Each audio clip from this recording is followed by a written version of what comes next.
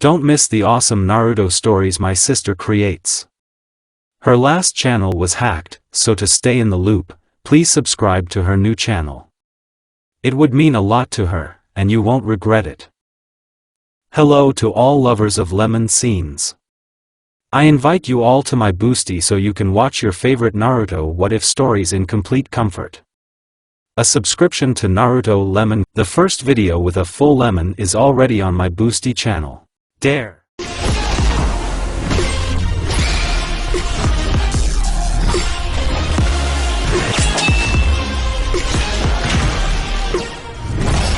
For clones appeared on either side of him and began to circle around the enemy. They armed themselves with kukri, intending to cut him into pieces, attacking him from all sides at once. Fire release, fire whirlwind. He made the seals with lightning speed and, seeing all the enemies at once with his eye hidden under the bandage, he spun in place, spewing flames from both hands. It was not very similar to the Hyuga clan technique, but it played approximately the same role. All four clones dissipated with a loud pop and turned into puffs of white smoke. The eye of the phantom stopped its rotation and grinned contentedly. I see all your movements. Attack from any side, I'll still be ready for it, he shouted mockingly. Are you sure you see everything? Joker asked him, smiling bloodthirstily. People began to whisper, wondering if this was a bluff or if he really still had an ace up his sleeve. The eye of the ghost clenched his teeth, realizing that he had been playing with the arrogant newcomer for too long. Yes, his skills are truly impressive, but what can this dropout in a purple form, which seems to be too big for him, do against the Byakugan, sophisticated fire jutsu that the world has never seen, and his agility and strength? He took off, clenching his fists and preparing to teach the Joker to respect his elders. He rushed forward, clenching his fist, which, as the champion's Byakugan told him, contained another card. I'll be faster, he won't have time to throw her. The enemy decided, accelerating. Naruto also accelerated, and at the moment when the champion's fist was already aiming at his face, he made a seal of concentration. Fire release, fist of enraged flames. He exclaimed, throwing his opponent into shock. Flames of fire crawled down his hand, his skin turned red, and his knuckles sparkled, saturated with the power of fire. A lightning strike, ahead of the owner of the Byakugan, struck the enemy directly in the stomach, and the hand in which the destructive chakra was concentrated pierced the champion through and through. Provoking an explosion of blood that splattered the floor, the barrier and Naruto himself, who laughed and, licking his lips, triumphantly tore the extinguished hand from victims, allowing the victim to fall. Marvelous! Meet the new champion. Joker. Naruto and the rather surprised man in a black cloak heard the voice of the blonde, and then the indignant and admiring voices of the audience.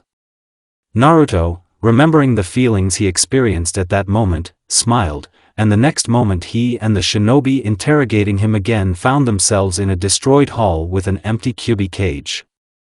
Looking around, the man saw that the walls were bleeding profusely, and in the black void above his and Uzumaki's heads more and more red lightning flashed. You're a monster, he said, looking straight into Naruto's violet eyes, who couldn't help but burst out laughing. I'll show you which one, he muttered promisingly. Inoichi. Inoichi! The man exclaimed, closing his eyes. Get me out, that's enough for today. Already, Marino, be patient. It's amazing how quickly I became exhausted. It seems that his chakra burned almost all of my energy. They heard a voice sounding from somewhere above, from the void, and not just in Marino Ibiki's head. The next moment, both returned to reality. Naruto felt the straps painfully squeezing his arms just above the chakra-absorbing bracelets and his legs. He was chained to some kind of cold lounger and could not see absolutely anything, since the guy had a black bag on his head. How well everything turned out. There's a lot they haven't learned yet, he thought, taking advantage of the fact that no one else was reading his thoughts. Neither about Kimiko, nor about Itachi. However, Kimiko has probably also been subjected to such interrogation, was his next thought. We need to pull her out and get her out of this rotten village. Take Mikoto with you and... Where to run? I've been running too long. Danzo. We have to make him pay. Even without the 9 tails, he's still a creature. He heard the familiar voice of a man in a black cloak. Danzo-sama told us to leave. Orochimaru-sama will take care of it, said the second man. The Uzumaki chuckled. You too. I know your names now. He couldn't help but grin and, instantly returning the bone-piercing coldness to his voice, he said. I don't know if you've done this to Jean, but you'll pay anyway. He heard someone's footsteps and felt that someone was hovering over him. It's you who will pay, you fiend. Because of you, my daughter was killed, and I will never forgive you for this, he heard and, receiving a blow, fell into the darkness again. Team 7, having gathered in a place where they could not be overheard, began to discuss the plan. Naruto is our friend, we have to get him out. Mikoto exclaimed. Him and your daughter. Kakashi responded with silence. What the Uchiha told the sensei shocked him. But he agreed. It won't be easy. And we're taking a big risk, he muttered. What we are about to do is tantamount to betraying the village. No, it will be a betrayal if we don't do anything, Shikamaru grinned, leaning his back against a tree and smoking a cigarette. Don't you, sensei, like to repeat, in our world, ninjas who break rules and laws are called scum. But the one who doesn't value his comrades. That's who is truly trash. I don't want to be trash, Choji said, folding up the empty bag of chips and putting it in his pocket. You're right, Hatake said, feeling proud of the students. We simply cannot do otherwise. Naruto and, my daughter, need our help. I was once one of the ANBU, and on one secret mission I had to work with Root. I think I know where Naruto might be kept. He was thrown from hot to cold. Through the bag on his head, Uzumaki, for pitiful moments breaking out of Morpheus's shackles, could discern the light of lamps flashing before his eyes, but again and again, under the influence of drugs, he fell into darkness, losing track of time. It seems that the former Jinchuriki spent an eternity in this place. He was chained to a bed on wheels, on which the prisoner was being transported somewhere. Finally, when Uzumaki woke up, he found that his journey into the unknown had come to an end. He was forced to close his eyes from the bright light hitting him straight in the face. Trying to pull with his hands yielded nothing, except perhaps the realization that he was still tied up and it would not be easy to get out. When the Joker got at least a little used to the light, he realized that he was in a laboratory. It was a spacious room, brightly lit, equipped with equipment unfamiliar to the young man, with shelves with various bottles in which various organs, plant samples, preserved snakes and lizards in alcohol, and much more were stored in solutions, which testified to the passion of the scientist working here for all these things. This scientist showed up right there, next to the bound Naruto. He was a skinny man with a strange almost white skin color, amber eyes in which an elongated snake pupil narrowed and expanded frighteningly, surrounded by purple circles, and long black hair. It was difficult to determine the stranger's age. He could not be called young, but even for an old man, the scientist was very well preserved. The mystery man was dressed in black trousers and a white tunic, tied with a thick purple belt. Where I am? Run. We have to get out. Naruto himself discovered that the stranger had stripped him of all his clothes except his trousers and probably had time to examine him and maybe inject him with some other drug. There was chaos in Uzumaki's head. It was difficult not only to make the slightest movements, as far as the shackles allowed, but even just to think. This was either a consequence of studying the prisoner's consciousness, or the effect of the substances injected into him, or both. Uzumaki Naruto, I'm so glad to finally meet you, the scientist hissed, noticing that the young man had come to his senses. I'm Orochimaru. I have long wanted to meet you. Under more pleasant circumstances. Orochimaru. Those two mentioned him. Does he know me? What's going on? What did he do to me? The scientist came closer, bending over the captive, and he saw the possessed gleam in his strange eyes. The Joker, resistant to all kinds of psychological pressure, still shuddered. This man made an unpleasant impression. Orochimaru. Disciple of the third, Naruto muttered, remembering that the Nine-Tails mentioned the name of this man a long time ago, when a little boy discovered Hiruzen Sarutobi's library and found there a scroll describing Uzumaki Mito's technique and a deck of cards. So my name means something to you, said the shinobi, licking his lips contentedly, thereby demonstrating an unnaturally long tongue. The Nine-Tails said that you left Konoha before I was born, Uzumaki noted. Many people thought so, but it's not true.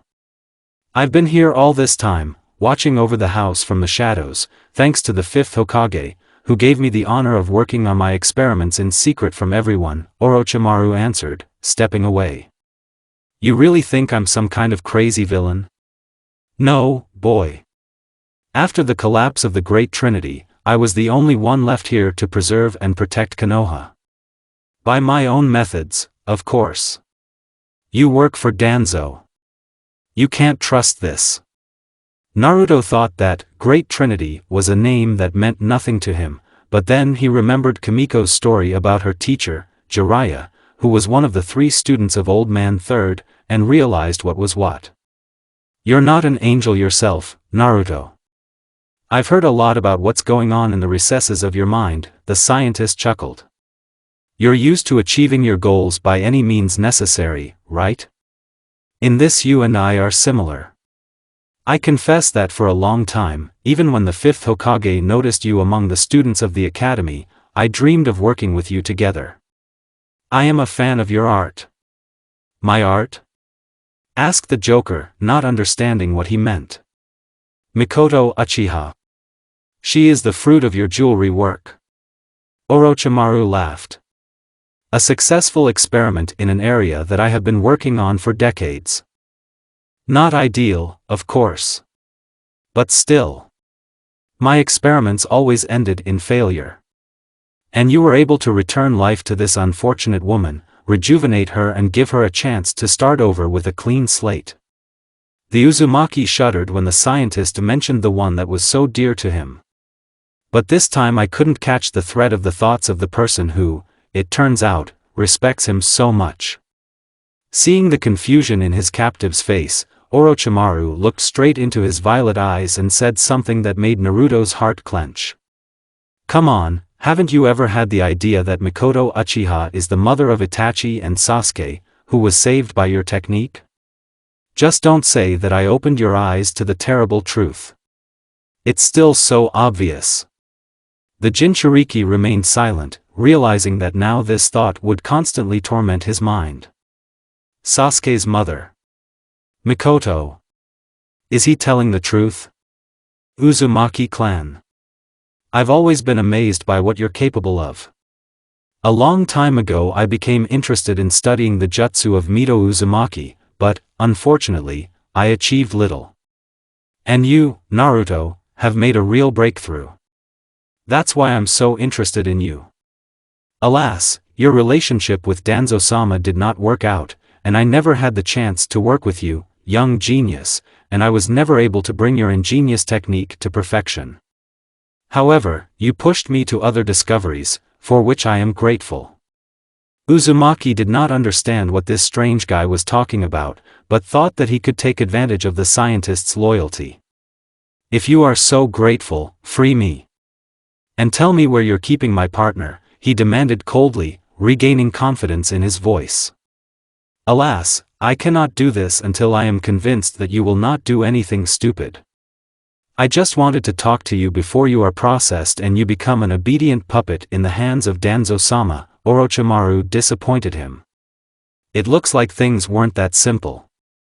However, I'm exaggerating. The seal will make you obedient and faithful, but will not ruin your great potential. You and I will do a lot more together. So I'm glad that Akatsuki didn't manage to do the irreparable, take your life. The seal. Surely all of Danzo's minions are under its influence. That's what they're up to. Brainwash me and make me your weapon? So, Sasuke. No, Sasuke-kun serves the fifth of his own free will. A very interesting boy, although Mikoto Uchiha is of much greater interest to me. Orochimaru licked his lips again. Do you know what power the Sharingan of the Uchiha clan holds at the peak of its evolution? Having awakened Mangekyo, this girl became capable of things that ordinary people could not even dream of. Her potential is much higher than that of Sasuke and Uchiha Itachi. Mangekyo? What is this? The same eyes as Itachi? Will they put a stamp on Mikoto too? Naruto asked, realizing that Orochimaru was talking so much about the girl for a reason. No, the shinobi flashed his eyes mysteriously. I have been eyeing her luxurious body for many years. It will be the perfect vessel for my soul. The Joker felt anger and hatred for this man overcome him. He jerked several times, but could not escape. Why am I telling you this? Well, probably because after I put my stamp on you, you won't care. Orochimaru allowed himself to lick himself for the third time. But I don't care. My body is dying, and in her body I will find unprecedented strength and a new beginning. Danzo-sama promised to give it to me. Uzumaki muttered, lunging again, but again to no avail. And Danzo too. You have denigrated this village, deprived it of all the good things that previous Hokages worked so hard to achieve. Just don't be patriotic, boy. With your abilities, I'm sure you could have returned sooner. Even without the Kyuubi it wouldn't be difficult for you. But you chose to spend this time away from home, not caring about everyone you left here, the scientist interrupted him harshly. It is not true. Orochimaru's tenacious fingers dug into his neck, and Naruto realized that it was becoming impossible to breathe. Don't tell me about the Hokage's success, boy. Konoha under the first, second, and my teacher was a terrible disappointment, where people believed in the will of fire and other nonsense, but were weak, where children died. Danzo and I turned this junk into a coherent mechanism that has weapons and the strength to defend itself. When Naruto's eyes began to darken, Orochimaru let him go and, snorting, continued. And this is not an uncontrollable Jinchuriki, who at any moment could lose control and smash Konoha to pieces. This is the pinnacle of shinobi science and art. If you're lucky, you'll see him in action again. The Uzumaki cleared his throat. So it's true.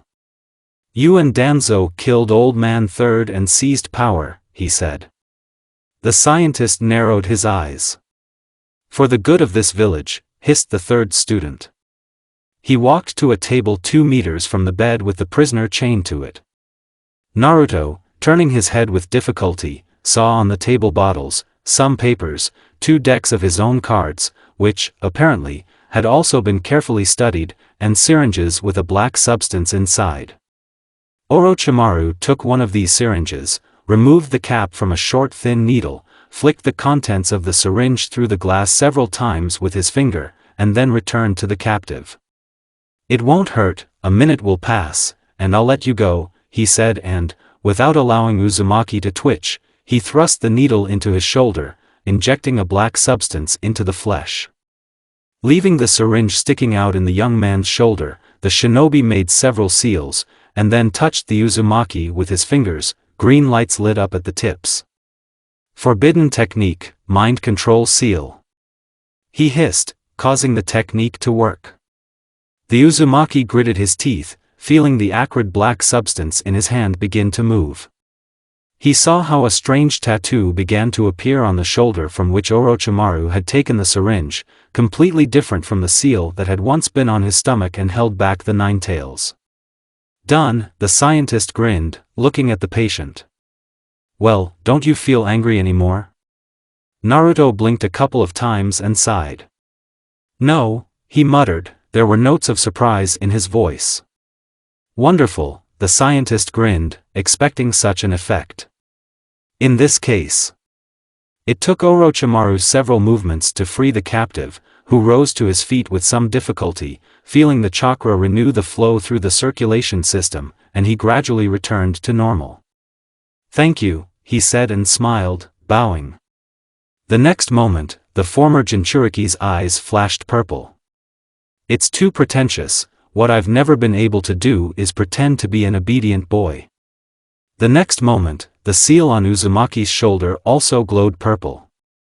She dissolved under Naruto's chakra, too powerful to allow something foreign like a control seal to affect her. The blonde instantly crossed the index and middle fingers of both hands, and a shadow clone appeared from a cloud of white smoke, rushed to the table and grabbed the cards lying on it.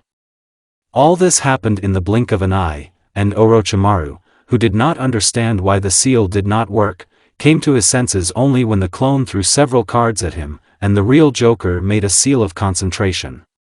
A powerful explosion threw the scientist against the opposite wall, tearing off his arm and leg and causing almost all the flasks and other vessels in the laboratory to shatter into fragments.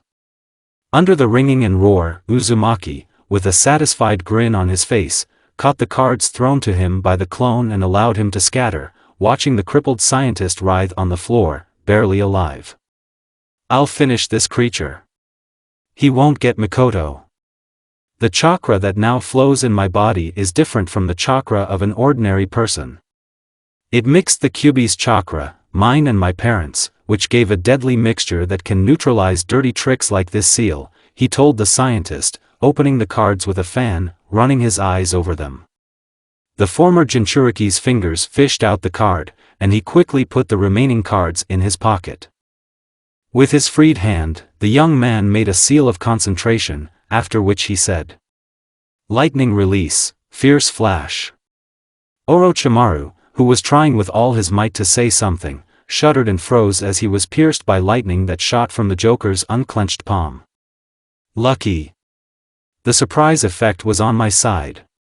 It's unlikely that I could defeat him in a fair fight." Putting away the map, Uzumaki looked around, disgustedly contemplating the contents of the burst vessels on the liquid-filled floor. He didn't find the rest of his equipment, and that was sad. However, this was an excellent excuse to rob the root base. But first we had to find Kimiko. Barefoot, Uzumaki ran out of the laboratory, knocking down the door with a blow from his shoulder, and rushed away through the corridors, listening to the surrounding sounds and hoping that he would meet as few Danzo soldiers as possible on his way. No, naturally, after everything he had experienced, anger raged in the Joker, and a thirst to kill awoke in him. The point was different, he had not yet fully recovered his strength, and the Anbu, as the last battle had shown, were more than dangerous opponents, a mistake in combat with which would be tantamount to death. As he walked further and further from the laboratory, Orochimaru's crippled body twitched, suddenly showing signs of life. The next moment, the scientist's mouth opened unnaturally wide, and out came a naked copy of the snake Sannin, covered in mucus, but safe and sound. After the attack and the use of this technique, the shinobi's strength was running out. The disease was taking its toll, bringing inevitable death closer. He needed a new body. When a dark-haired young man in black trousers and a turtleneck and a gray vest burst into the Hokage's office, always remaining calm, but now with a sharp movement he tore off the mask from his face, Shimura immediately realized that something more than serious had happened. What happened? Danzo jumped out of his chair, unexpectedly cheerfully for an old man. Now both of them, always cold-blooded, were not like themselves. "They say the base is under attack, Danzo-sama. Details are unknown, they say that these are shinobi in Akatsuki cloaks. And Naruto.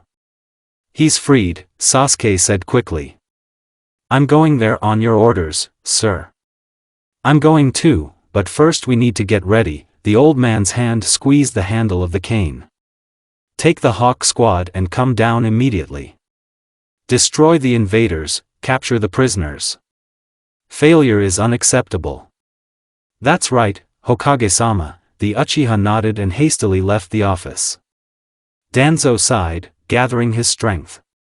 He placed the cane at the table and, freeing the crippled hand from the loop, one by one removed the golden hoops that held back its true power. So the time has come. Find him. Do it. The bald man barked, sending a squad of shinobi into the labyrinth of corridors of the root base. He had just sent another team in the opposite direction to stop the invasion of the underground complex. Ibiki, our people say that there are several Akatsuki units. We must stop them at any cost. He heard a voice in his head. Inoichi, what's going on there?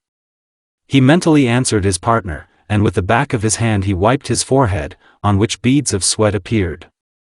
The partner did not answer. Marino Ibiki, and it was he, took a deep breath, collecting his thoughts. He turned to another ninja who was his assistant accompanying him and was waiting for orders, not showing any emotion even in such a situation. The jonin mentally praised the soldier and also gathered his courage, thinking that his comrade was probably all right, and he was trying to contact someone else, which is why he broke their telepathic channel. For me. The next moment, the bald shinobi's eyes widened, and he jumped back, seeing how someone's hand, appearing straight from the wall, grabbed his subordinate from behind and dragged him along. The ANBU agent with amazing speed armed himself with a kunai in order to throw it at the attacker who was crawling out right from the wall of the corridor and help the captured shinobi. But he was faster. Following the first hand, a second appeared with a card clutched in it, glowing with purple chakra. A lightning-fast movement, and the victim slid to the floor with his throat cut, twitching in convulsions and choking on his own blood. For a moment, Ibiki saw the head of the attacker, hidden by a white mask without any patterns, appearing from the wall. But when he threw the chakra-soaked blade, the killer had already disappeared and probably managed to dodge, thereby protecting himself from being hit by a projectile that penetrated several walls, getting stuck in one of the metal lockers with equipment in another room of the underground complex. The bloody puddle continued to spread across the floor, and when Ibiki saw the ripples pass through it, he instinctively jumped up, attaching his legs to the ceiling with the help of chakra. And just in time, because an enemy appeared from the floor, about to attack him from below. It was a man wearing black trousers with a pouch attached to them and an empty sheath, and an unbuttoned dark purple leather coat, allowing the killer's athletic torso and the scars he had received to be seen. The shinobi, as noted earlier, wore a mask without any markings or designs that ANBU usually used. However, the paint and drawings were replaced by a curved strip of many bloody drops, repeating the shape of a smile in place of the mouth. It was clear that this was not the fruit of the creativity of the one who was hiding behind it, but it happened by accident as a result of another sophisticated murder. For a moment, at a loss as to who this man was, Ibiki recognized the prisoner by his blonde, unruly hair. Jumping straight out of the floor with a card clutched between his fingers, Uzumaki delivered a cutting blow with a knife in his second hand, describing an arc with the blade, also stained with someone's blood, but Marino was faster, so at the last moment he managed to jump back, returning to the floor in a spectacular somersault. While still in flight, he threw another kunai at the enemy, and this time it hit the target, which, however, was not required, because the explosive seal wrapped around the handle went off immediately. The result of this maneuver disappointed the ANBU agent as a pop was heard and the victim disappeared into a white puff of smoke. What? Shadow clone? He exhaled, landing on his feet and sharply turning 180 degrees, because from the other end of the corridor a safe and sound Naruto stepped out to meet him, in whose hand a knife glinted coldly in the reflection of the lamps on the ceiling. Element of Earth. Hiding a mole technique, the escaped prisoner commented on his previous actions and put the card in his pocket. A useful jutsu that I borrowed from one of your guys. I'll put you back in shackles. Marino clenched his teeth. And I will tear you to shreds, a bloodthirsty thought flashed in Uzumaki's head, and he smiled under his mask. I promised that you and Inoichi would pay. And I am inclined to keep my word. Your comrade has already felt the hard way how serious I am about returning the favor, the former Jinchuriki responded coldly. This place is just a gift. And the arsenal was replenished, and the equipment was updated. I liked your cloak, I wanted to take it off your corpse. Only the color. You know, I love purple. Marino grinned, quickly getting his emotions under control. This upstart talks too much. And he thinks too much about himself. It's time to put an end to this. Summoning technique, Iron Maiden. The ANBU quickly bit his finger, and Naruto, without having time to react, found himself inside an iron statue in the shape of a cat, two halves of which appeared on either side of him and immediately slammed shut. The next moment, chains began to wrap around the statue. What? I can't get out of here? Uzumaki was surprised, realizing that the technique that allowed him to hide in solid objects and pass through them did not work. Apparently there were different rules for things summoned from another dimension. Think. He closed his eyes and immediately regretted it, because, having opened them again, he found himself in a completely different place, where there was nothing but dim green infinity. Torture chamber. He heard the voice of his opponent, and the next moment he found himself inside a huge cage. The arms and legs were again shackled by the bracers, and the chains connected to them were pulled towards themselves, putting the Uzumaki in very uncomfortable conditions. In front of him, he saw Ibiki, who had formed a seal of concentration. At the behest of the ANBU agent, Uzumaki was also entangled in ropes that prevented him from moving. Here you are in a trap. The enemy commented on what was happening, whose scarred face was impenetrable. I understand. Everything around. Yes, I'm an idiot, it's not real. I don't think so, muttered the Uzumaki, closing his eyes and concentrating. The next moment, everything around him dissolved, and the chains stretching him, and at the same time the ropes squeezing his body, disappeared.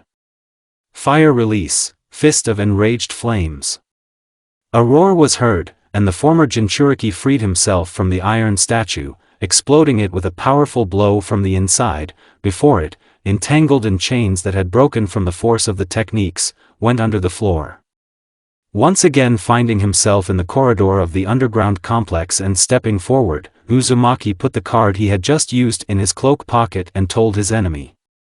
You see, it's worth saying thank you to Itachi, Sasuke, you and Orochimaru.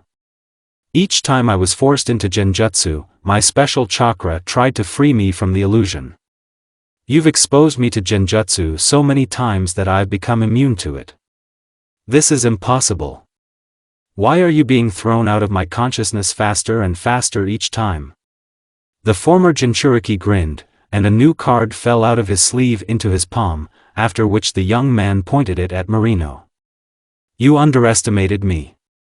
You all greatly underestimated me. Do it yourself and thank your friend for it. Mind destruction technique. Ibiki shuddered as he felt his body tremble violently. It was not possible to calm her down, and the next moment the ANBU agent realized that he did not control his hands, one of which reached for the kunai holster. The next moment, the sharp tip of the weapon in his own hands was already looking straight into his eye. The Uzumaki smiled contentedly under his mask. His violet eyes sparkled with satisfaction. He turned around and walked away, snapping his fingers in the air as a signal. He did not deny himself the pleasure of imitating the commanding tone of the enemy and his rough voice and shouting. Do it! His order echoed along the corridor, and from behind was the sound of a body falling to the floor. The intruders in Akatsuki cloaks continued to move quickly through the base, surprised at how huge it was. They were no longer lucky enough to engage in battle several times, expend a lot of chakra, and even get wounded. The ANBU were more than serious opponents. These were shinobi with special training, aware of the presence of uninvited guests, for whom, as a group of 4 people, only one of whom roughly knew the layout of the base, it was much more difficult to move undetected than Naruto, who very conveniently acquired new useful techniques and unexpectedly successfully played the hunter on foreign territory. There were 4 uninvited guests, but somewhere in other corners of the base there were two more similar groups in full masquerade, which, however, were not real Akatsuki either. This whole circus, of course, was not organized by chance. Knowing that they would be discovered, the prisoners' rescuers decided to have psychological leverage on their side.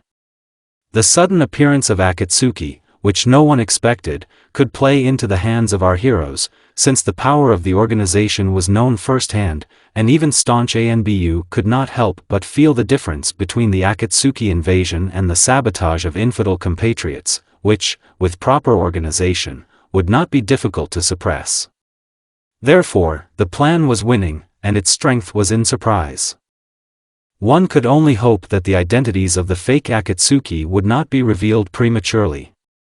A small detachment of ANBU met on the way to the place where, as Mikoto found out with the help of her Sharingan from the defeated opponents, Kimiko was imprisoned. The only way to resist enemies was to work as a team, which was brought to an impressive level in 3 years. Kakashi had reason to be proud of his students. Although under any other circumstances he would have stopped the idea of dressing up as Akatsuki, remembering how their last meeting with members of the criminal organization ended. A Sharingan with 3 tomo flashed and turned in Mikoto's eyes, and 4 masked ninjas, who did not have time to look away, froze, caught in a genjutsu. Without giving them time to remove it, Shikamaru knelt down on one knee and made the required seal with his only hand. "Shadow capture technique," he said. "Meat tank!" Choji exclaimed, turning into a huge bun and rolling over his opponents, twice to be safe. "They'll be fine." "Well done," Kakashi nodded, pleased with this spectacle. The thought that not all of Danzo's people served him of their own free will could not leave him. Hatake was aware of such a thing as a control seal. For this reason, no killings of compatriots, no matter how furiously they tried to finish them off, were not allowed. "It's hard to believe that Naruto escaped on his own," Choji said, adjusting his cloak, which didn't suit him at all, and feeling the urge to have a snack and regain his strength. "Apparently, he is stronger than he seems. Danzo underestimated him. And so do we. I hope his luck stays the same, and either we or another squad will meet him. It's a shame we split up." "It was a mistake," Nara noted somewhat gloomily. "We didn't know then that Naruto had escaped. And they had no idea where to look for him." "I'm sure Guy and Kurenai can handle it," Hatake responded encouragingly. "You can rely on them.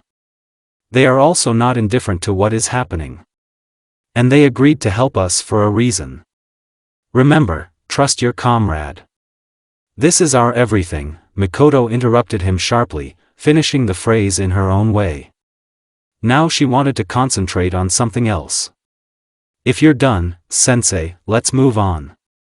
Kakashi nodded, more than interested in freeing his daughter, whose existence he had only recently learned of.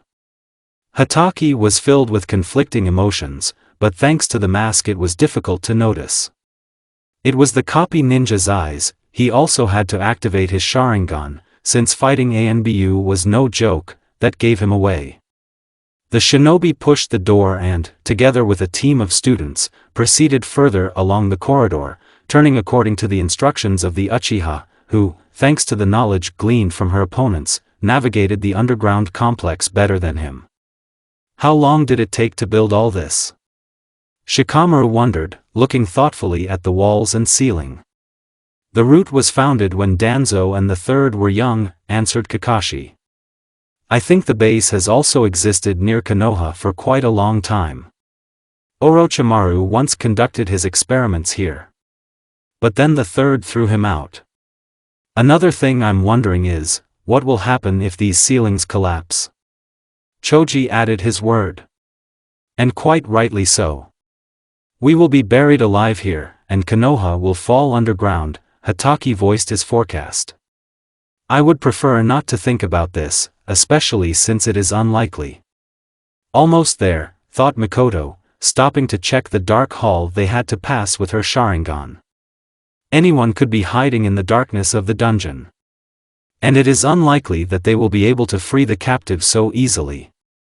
The young Uchiha's instincts did not let her down.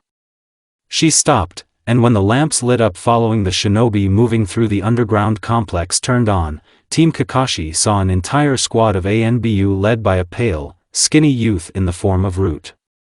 "You won't go any further," the guy told them, smiling for some reason. This smile looked more than unnatural. "Akatsuki, then? We all have secrets, right, Kakashi-san?" "No, I don't think so." "And who, I wonder, came up with this amazing plan?" "Nara, I suppose?" "Sigh," Hatake muttered. "Get out of the way, we don't want to hurt anyone." "You had no right to take this girl prisoner." The smile on the pale young man's face became even wider, and his hand reached out to the tanto behind his shoulder. For Shinobi stood and waited for his signal. "Kakashi-sensei, who is this?" Shikamaru asked coldly. "And why is he in charge?" "Don't underestimate this shinobi. He's one of Danzo's close associates. He worked together with Sasuke for a long time, as far as I know," Hatake said, putting his hand into his pouch and taking out a kunai. "I'll take it upon myself. I've long wanted to measure my strength with you." The guy tilted his head to the side. "Otherwise I wouldn't want to beat women, clumsy fat people and disabled people." Choji clenched his fists. "He doesn't care who you are," Kakashi told his students. "Don't lose your temper." "Is it dangerous?" Sai chuckled. His provocation failed. "Okay, Kakashi-san. Then, with your permission, I'll go first," he said more indifferently and drew his tanto. The other four rebels also kept their pace, moving in a different direction and wanting to find Naruto or Kimiko. "You should have guessed that the connection wasn't working. We need a different type of radio here," Kurenai muttered, rushing forward down the corridor. "Hinata, what do you have?" "Nothing. My Byakugan can't see very far here. There is a special alloy in the walls that interferes with my view." "Please forgive me," the girl said apologetically. "My beetles didn't find anything, alas," said Shino, adjusting his glasses. "Disgusting. It's so moldy here. Akamaru seems to have a runny nose. But I think I smelled Naruto," Kiba delighted the teacher. "Or at least something very similar to him." The Inuzuka's eyes sparkled with satisfaction. "I still can't believe that we agreed to this. And these raincoats. We are like walking targets." "Kiba-kun," Hinata whispered. "We must help out our comrades," Aburame disagreed with his friend. "Comrades?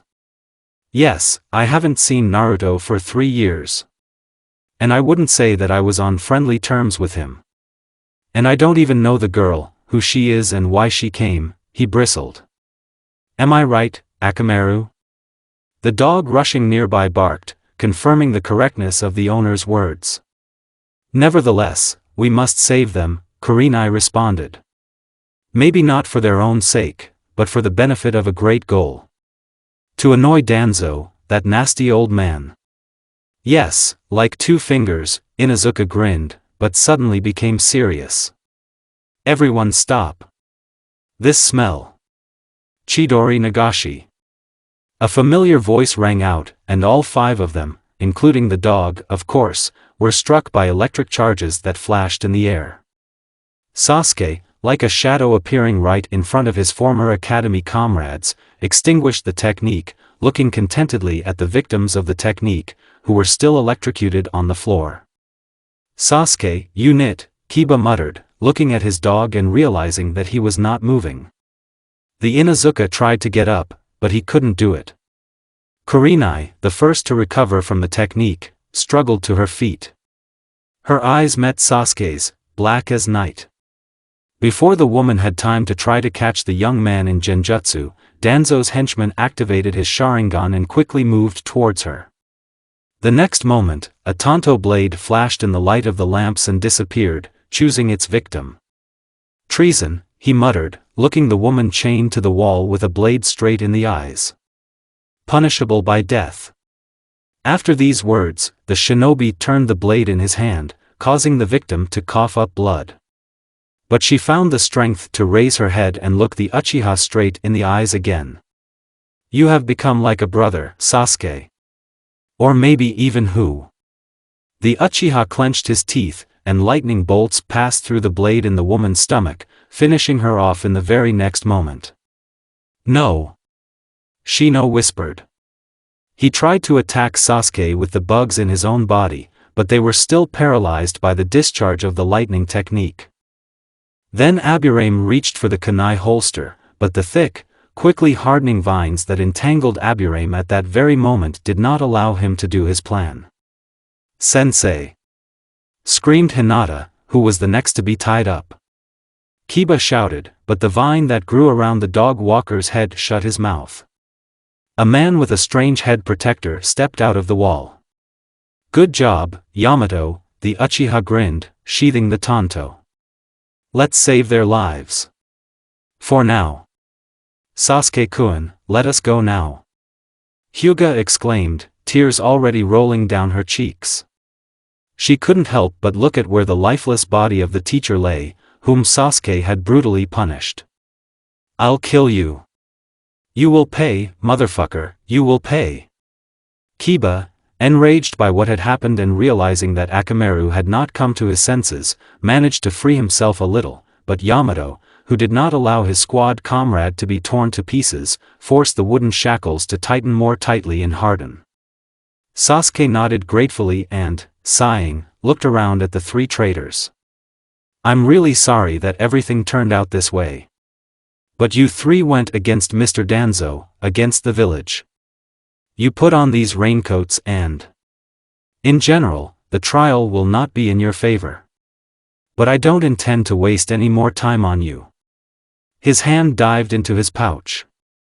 The Uchiha took out something, and his red eyes flashed coldly. In his hand was a kunai of a very unusual shape. It had 3 blades, and some kind of seal was drawn on the handle. "Hey, Yellow.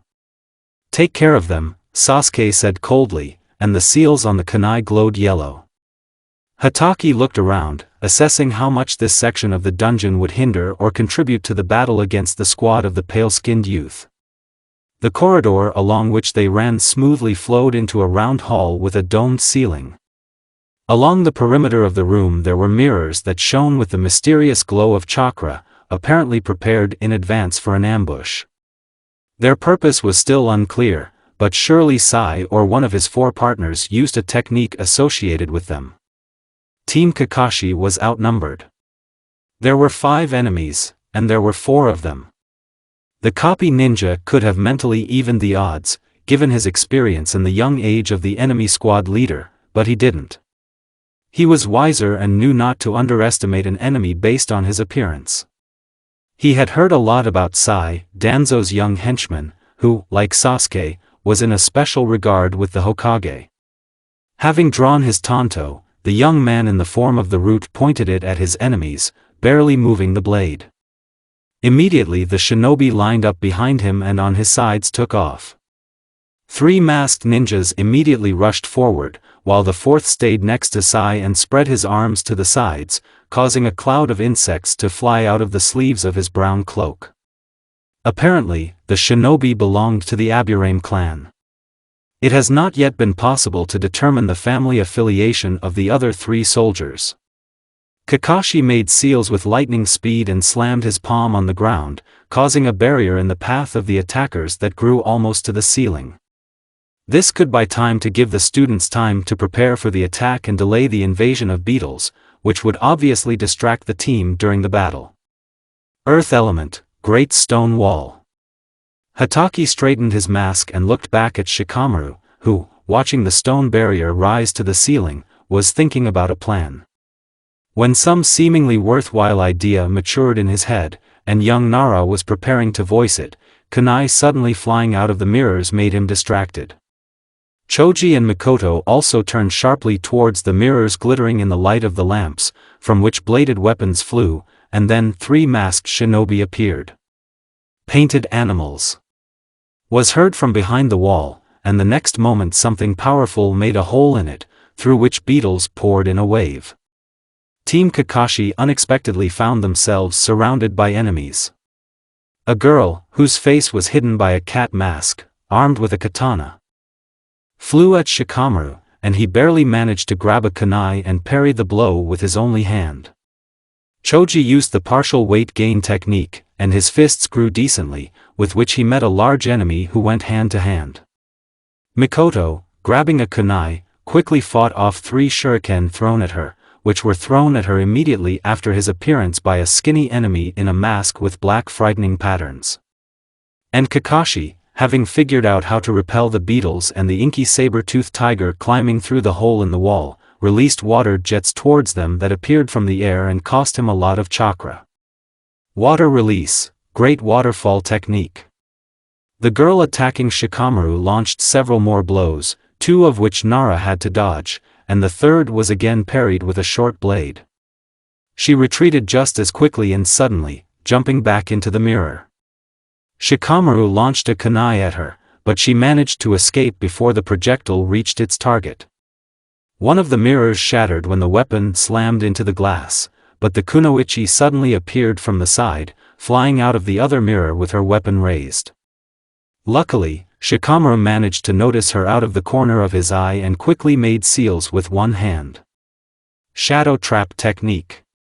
He muttered, and the shadow of her attacker spread under her feet in the form of a large black blob, after which she fell into it. Choji threw the enemy back with a powerful blow, but he, having described a beautiful somersault in the air, landed on both feet, ready to use the jutsu. Fire release technique. Nara, quickly turning in his direction, made the seal again, and the shadow of the thug also spread across the ground like a puddle of darkness, from which an Anbu armed with a katana reappeared, whose sword landed right on his comrade's head before she realized that creates.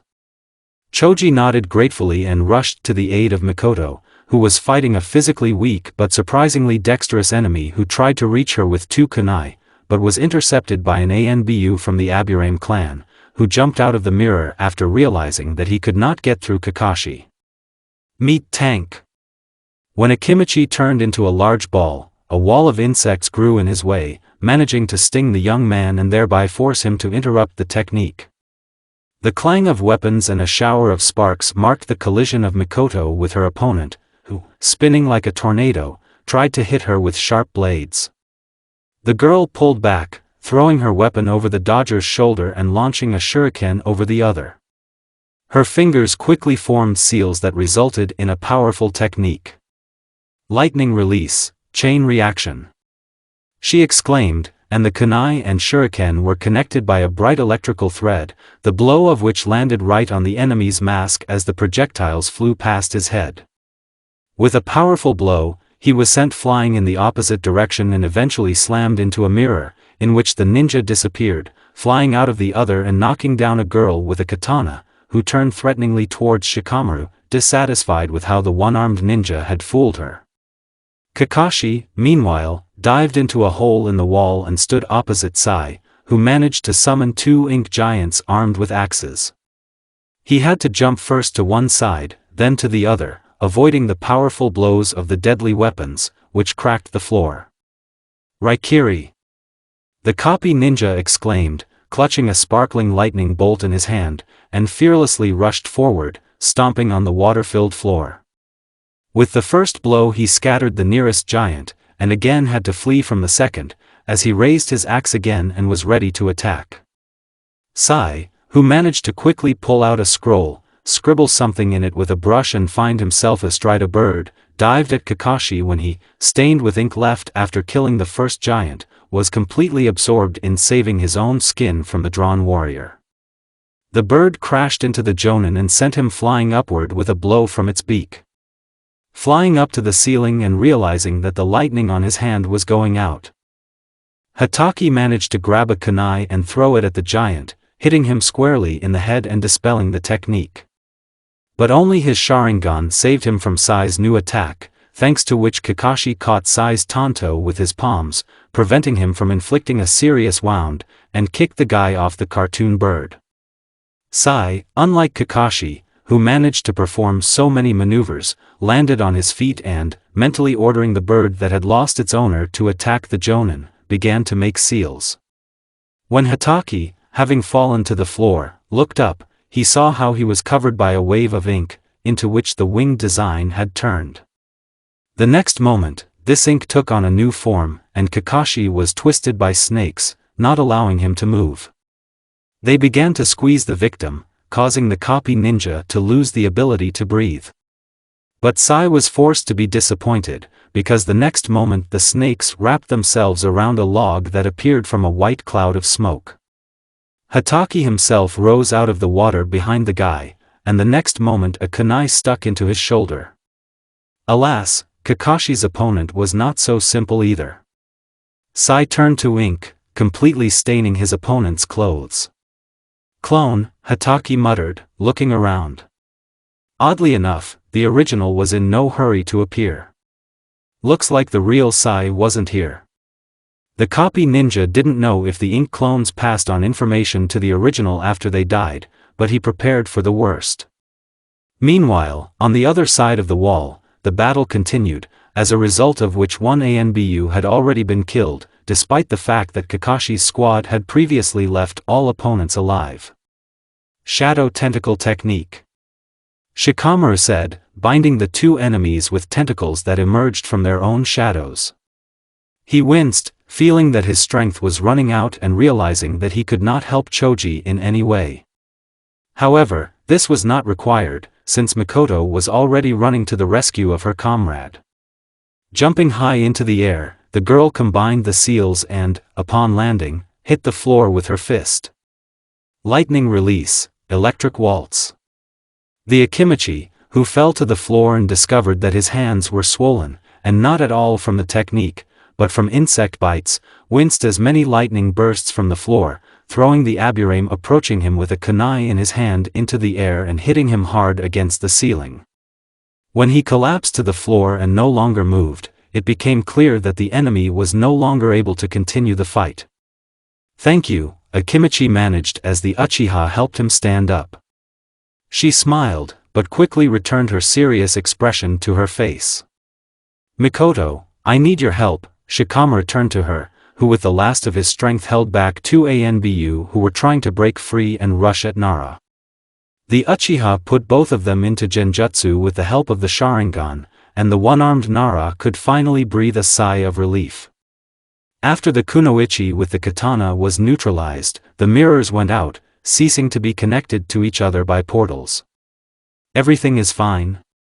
he asked, taking a deep breath to recover a little. "I guess," responded the brunette, who escaped with several cuts. Mostly, the damage was to the cloak, which the Uchiha disdainfully threw off, realizing that it would no longer be useful. "I'll live," Choji muttered, getting up and not feeling that insect bites were life-threatening. It was lucky that he was not poisoned. He also got rid of his cloak, and Shikamaru decided to do the same. "Kakashi-sensei?" At that moment, Hatake appeared through a hole in the stone wall, causing the students to sigh in relief. Seeing that the students had abandoned their cloaks, Kakashi tore it off and threw it to the floor, remaining in his standard uniform. "I'm safe. The enemy has escaped, and I really don't like it," the teacher said, waving his hand to the students and letting them know that it was time for them to continue on their way. "Let's hurry up." They left the hall, running along the corridor straight where it ended, passing into a heavy door in the shape of a hatch. Closed tightly. Through the round window with armored glass, our heroes saw a girl with almost white hair chained to a chair, whose head was held by Sai standing behind her, holding a tanto blade to the girl's throat. The guy had the same false smile on his face, his eyes were fixed on the window, where the belated saviors appeared. It was as if he was waiting for the moment when Kakashi would try to open the door to finish off his exhausted daughter right in front of his eyes. "You underestimated me, Kakashi-san," he said, although he knew that the shinobi on the other side of the door could not hear him, and he prepared to carry out his plan, leaving the enemy team to wonder whether it was Danzo's order or his own desire. "No! No!" Hatake rushed to the door, but realized that it was too late. He won't have time to open the hatch and stop Sai. The shinobi's heart sank with despair when he realized that the daughter he never had and who so suddenly appeared in his life would just as suddenly disappear. They didn't even know each other, but the copy ninja felt that the recently emerging thread connecting him with Kimiko would now be severed, and instead of it, a scar would remain in his soul that would never heal. Sai took one last look at the audience, enjoying the loss and hopelessness in their faces, but froze when he came across two red lights looking at him from the other side of the glass. The Sharingan transformed in Mikoto's eyes. The red iris darkened, and a red 8-pointed star appeared on it. Carelessness cost Sai dearly.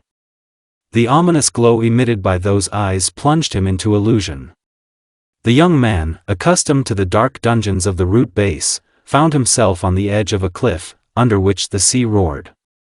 Looking down, he saw the waves and for the first time in his life thought that they might be beautiful. Raising his eyes to the sky, Sai froze, realizing that the bright sun hanging right in front of him was increasing, and with it the rays illuminating this wonderful illusory world were becoming stronger. Before the eyes of the fifth Hokage's servant, the sea boiled with many bubbles, from the surface of which steam rose upward. The rays of the heavenly body, which acquired incinerating power, hit Sai directly, after which he ceased to exist, in illusion, and in reality. Mikoto blinked several times and wiped away the bloody tear running down her cheek with the back of her hand. After Sai on the other side of the door turned to ash, her Mangekyo deactivated. Mikoto. What was that? Kakashi whispered, looking at the student with gratitude and horror. Shikamaru and Choji, who also saw this for the first time, were in a state of deep shock. They looked at each other.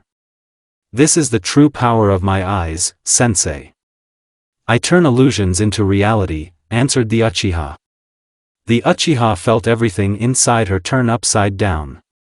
The last thing she wanted was to see such looks from her own friends. At that moment, she thought that this was probably how people looked at Naruto, seeing something scary in him, something dangerous and dark. Please, let's leave this for later. Let's get your daughter out and find Naruto quickly.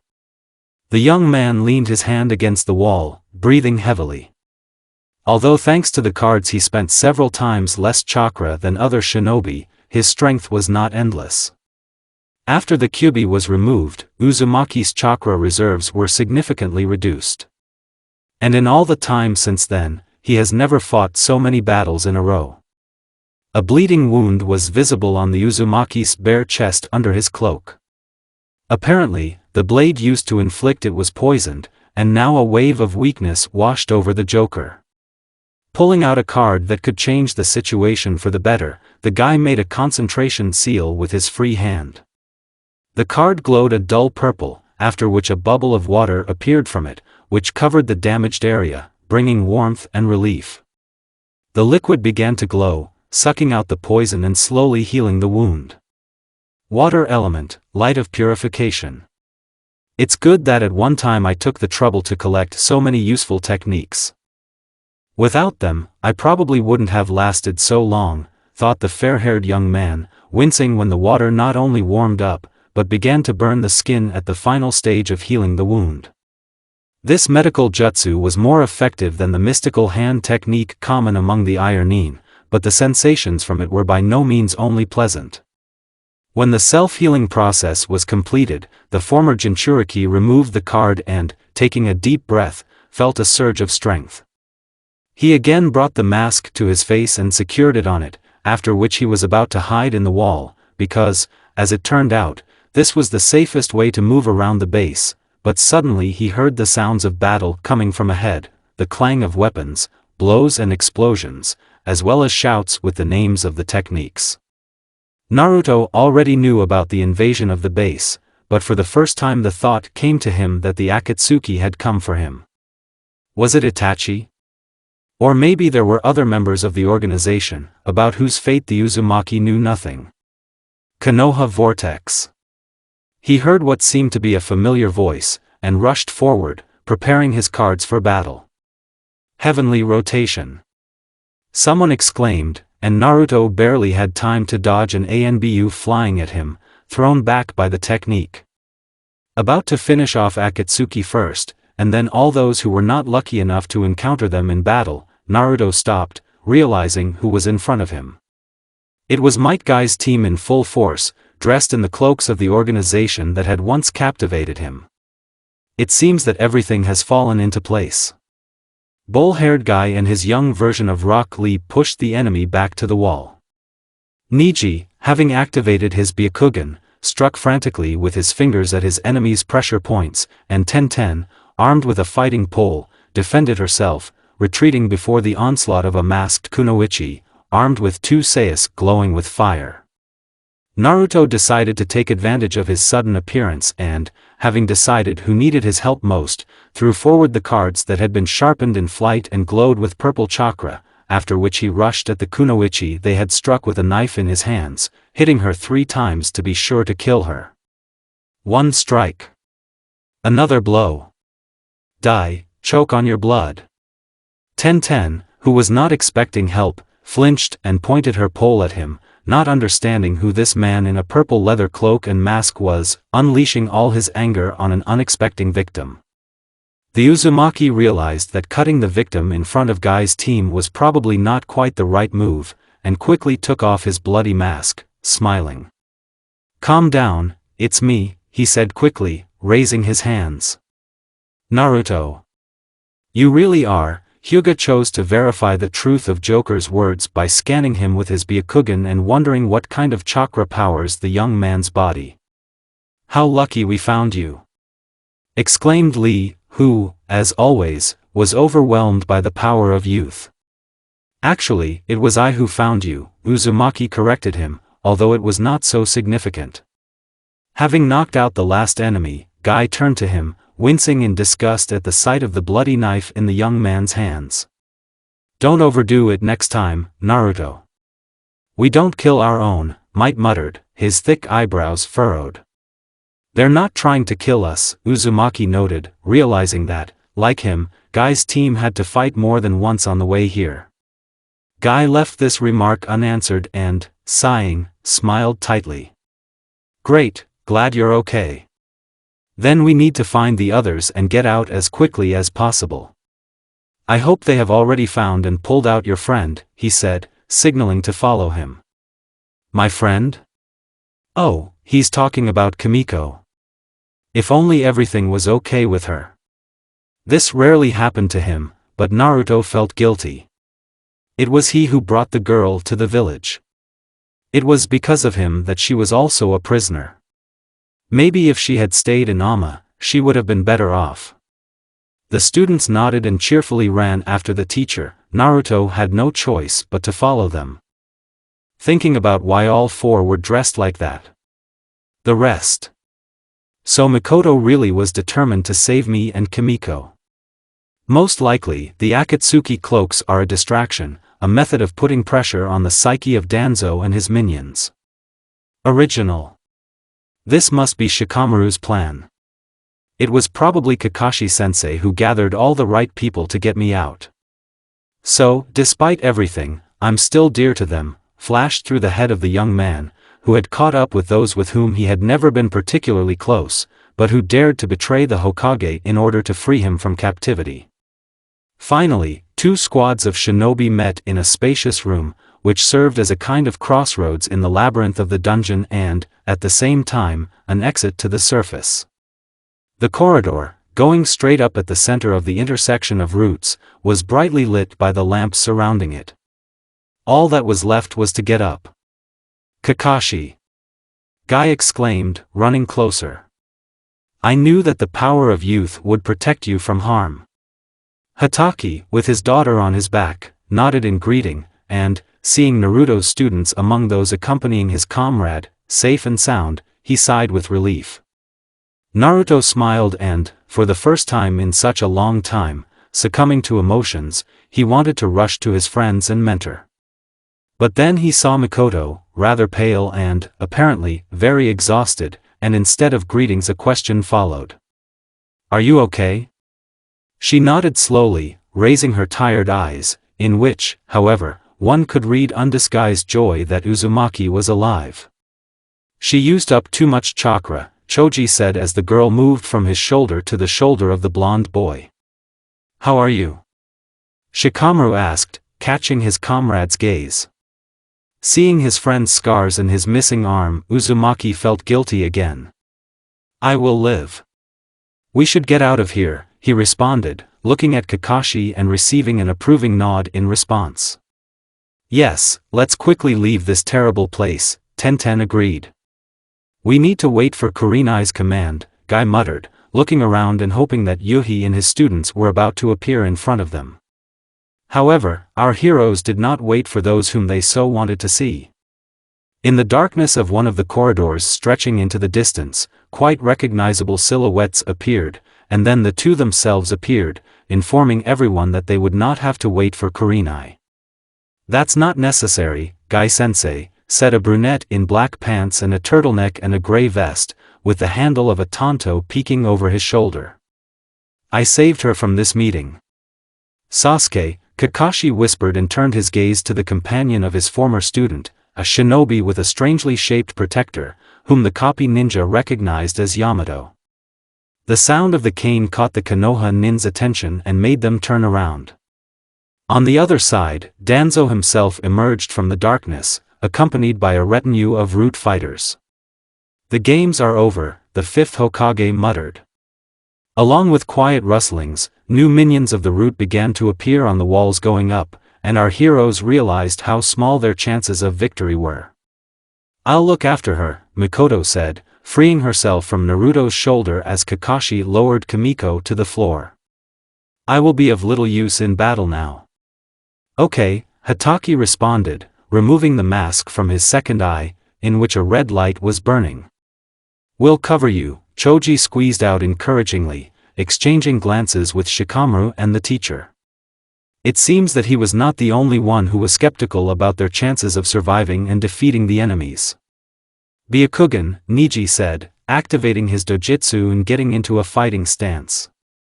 Lee, Tenten, and Guy followed suit. A dark room with only one flickering lamp was illuminated by a yellow flash, and three shinobi, freed from the wooden shackles, crashed onto the cold floor. However, they didn't have long to be free, because the next moment the snakes, cold and creepy, twisted the captives, hissing threateningly. A frightened cry was heard from Hinata, who, perhaps, was not so afraid of snakes, being a kunoichi prepared for all occasions, but the effect of surprise played its part with her. What? Where are we? Sasuke, you stupid. Kiba snapped, opening his eyes and belatedly realizing that they were trapped again. He didn't have time to realize what had happened before they were kidnapped by someone with the call sign, yellow. It's not Sasuke, Shino said, fixing his gaze on the blinking figure of a golden-haired young man in a white cloak ahead. There's someone else here, Hinata said quickly, the blood vessels leading to her eyes swelling under her skin. The Byakugan was activated, and Hyuga quickly discovered that she and her captor were not alone in this place. A skinny, long-haired man covered in the remnants of mucus, which he had not yet managed to get rid of after his rescue from the Joker's attack, stepped into the light of the lamp, standing next to the courier, who stood with his back to the prisoners. For lack of clothes, the scientist wrapped himself in a dirty rag that resembled a sheet. Every heavy sigh of the villain echoed through this place with a bone-piercing snake hiss. Orochimaru. Here we are, you vile criminal. Inuzuka muttered. Danzo's henchman. There is no third for you. We must assume that he will judge us, came from under the hood of Aburame, who remembered what Sasuke had said about their future. Good job, Minato-kun, the snake-eyed scientist croaked quietly, and when the cloaked young man turned around, Shino, Kiba and Hinata saw his blue eyes sparkle. This is Fourth Sama, Hinata whispered, not immediately, but recognizing in the young man the one whose stone face had looked at Konoha for many years. Orochimaru smirked. How smart children are these days. They know everything, he hissed, leaning on the shoulder of young Minato Namikaze. It's a pity to lose such talents. The blue-eyed young man remained silent. He seemed to have no pity for the bound ninja, or he hid it very carefully. He remained calm, and a light, carefree smile never left the lips of the rejuvenated version of the fourth Hokage. You will all answer me for everything together. For Akamaru and Kurenai-sensei, for Konoha and my comrades. Kiba jerked so hard and suddenly that he was able to free himself from the snake's bonds. He almost rushed at the weakened scientist, and the nasty slippery creatures, snapping their tails in the air, did not give the shinobi a chance to throw them off and entangled themselves around the dog owner's throat, quickly squeezing their coils. Hinata gasped, fearing for the fate of her friend, and Shino, who tried to resort to the help of beetles, was also attacked by the snakes holding him back. They instantly bit the captive, injecting a deadly poison into his body, which instantly immobilized Aburame and began his terrible work. Shino, Hyuga whispered, the next moment freeing herself from the snake's embrace, with a pulse of chakra from her tenketsu. She took a fighting stance, but was never able to attack the enemy, because at that very moment she found herself under the influence of a paralysis technique. Orochimaru almost fell. Apparently, the massacre of her comrades and this jutsu cost him his last strength, but Minato helped the scientist stay on his feet. You are completely weak, Orochimaru-sama, the young fourth said worriedly, causing Hinata to flinch. This voice was too soft for someone who stood calmly and looked at two brutal murders. I feel like I'm dying. It looks like I haven't fully recovered. Or this body has already exhausted all its resources, he muttered, licking his lips disgustingly and looking at the young assistant. Your vessel is still missing. And I didn't receive any news from Sasuke that he crossed paths with her. Let me become him then, sir. Allow me to be your vessel, said Namikaze. You considered this possibility. The scientist narrowed his eyes, lost in thought. No, Minato, you are my best creation. You are too valuable, not only as a vessel, but also as a servant, the snake Sannin hissed. Danzo. I haven't given me a girl for years. And now, when she's so close, I'm completely exhausted. I'm not strong enough to withstand her Sharingan. Or Sasuke's Sharingan to possess him. Orochimaru paused and looked expressively at Hyuga, frozen in a fighting pose. The girl's body was shaking violently. Frequent exhalations came from her partly open mouth. But I have you, the heiress of the Hyuga clan. A beautiful, resilient body that will prolong my life until I possess Mikoto. He slowly approached her, raised his hand and touched her cheek with the back of his hand. The girl was all ablaze. She trembled like a leaf, feeling the disgusting scientist in such dangerous proximity. His cold hand was also disgusting and slippery like a snake because of the mucus. Their eyes met, hers, frightened and large, his, cold, with a curious squint. In Orochimaru's head there were already many options for what opportunities her body would give him. So I want to say thank you. For giving me your body, you will become my container of spirit, Orochimaru grinned, approaching her with his face and opening his mouth. The frozen, carefree smile on Minato's face could not convey how creepy and disgusting this kiss was. Hinata twitched when the long and cold tongue of the evil genius, turning into a snake, penetrated her mouth and then her throat. Hyuga's eyes darkened and the last thing she saw was Orochimaru's body, sliding to the floor in the form of something like a shed snake skin. The snake, having slid across the kunoichi's lips for the last time and leaving a wet mark on them, finally disappeared into her. No, she managed to whisper, collapsing on the cold floor. I'll follow him, Naruto muttered, his eyes glaring at Sasuke from the moment he appeared. Stop. Mikoto tried to stop him, but didn't have time. He jumped up and rushed towards the Uchiha, who with a cold grin deftly turned on his heel and ran back into the darkness. I agree, it will be too crowded for us here. Keep up, Joker. Yamato wanted to stop Naruto by encasing him in a tree cocoon, but Shikamaru managed to catch him in a shadow grip in time, preventing the ANBU from putting a seal. "We won't stop them," Danzo grinned, indifferently following Naruto's back as he slipped past Yamato, who had frozen in place. It seemed Shimura was confident in his students' abilities. He looked at everyone gathered and tapped his cane. "And you won't go anywhere," the fifth Hokage said coldly, and at his silent order, the shinobi who approached the offenders from above opened fire. Fire release, great fireball. Shouts of ninjas using techniques were heard. Earth element, stone cocoon. Kakashi reacted as quickly as his Sharingan allowed him, and the next moment the hemispherical technique closed over the heads of Kakashi and Guy's teams, covering them from enemy jutsu. "There are too many of them," Tenten muttered, taking a more comfortable grip on the battle pole. "What are we going to do, Guy-sensei?" Lee asked the teacher. The sensei in the green tights furrowed his thick eyebrows. "We will protect our friends at all costs. And we will fight the Hokage, who does not deserve this village. Right, Kakashi?"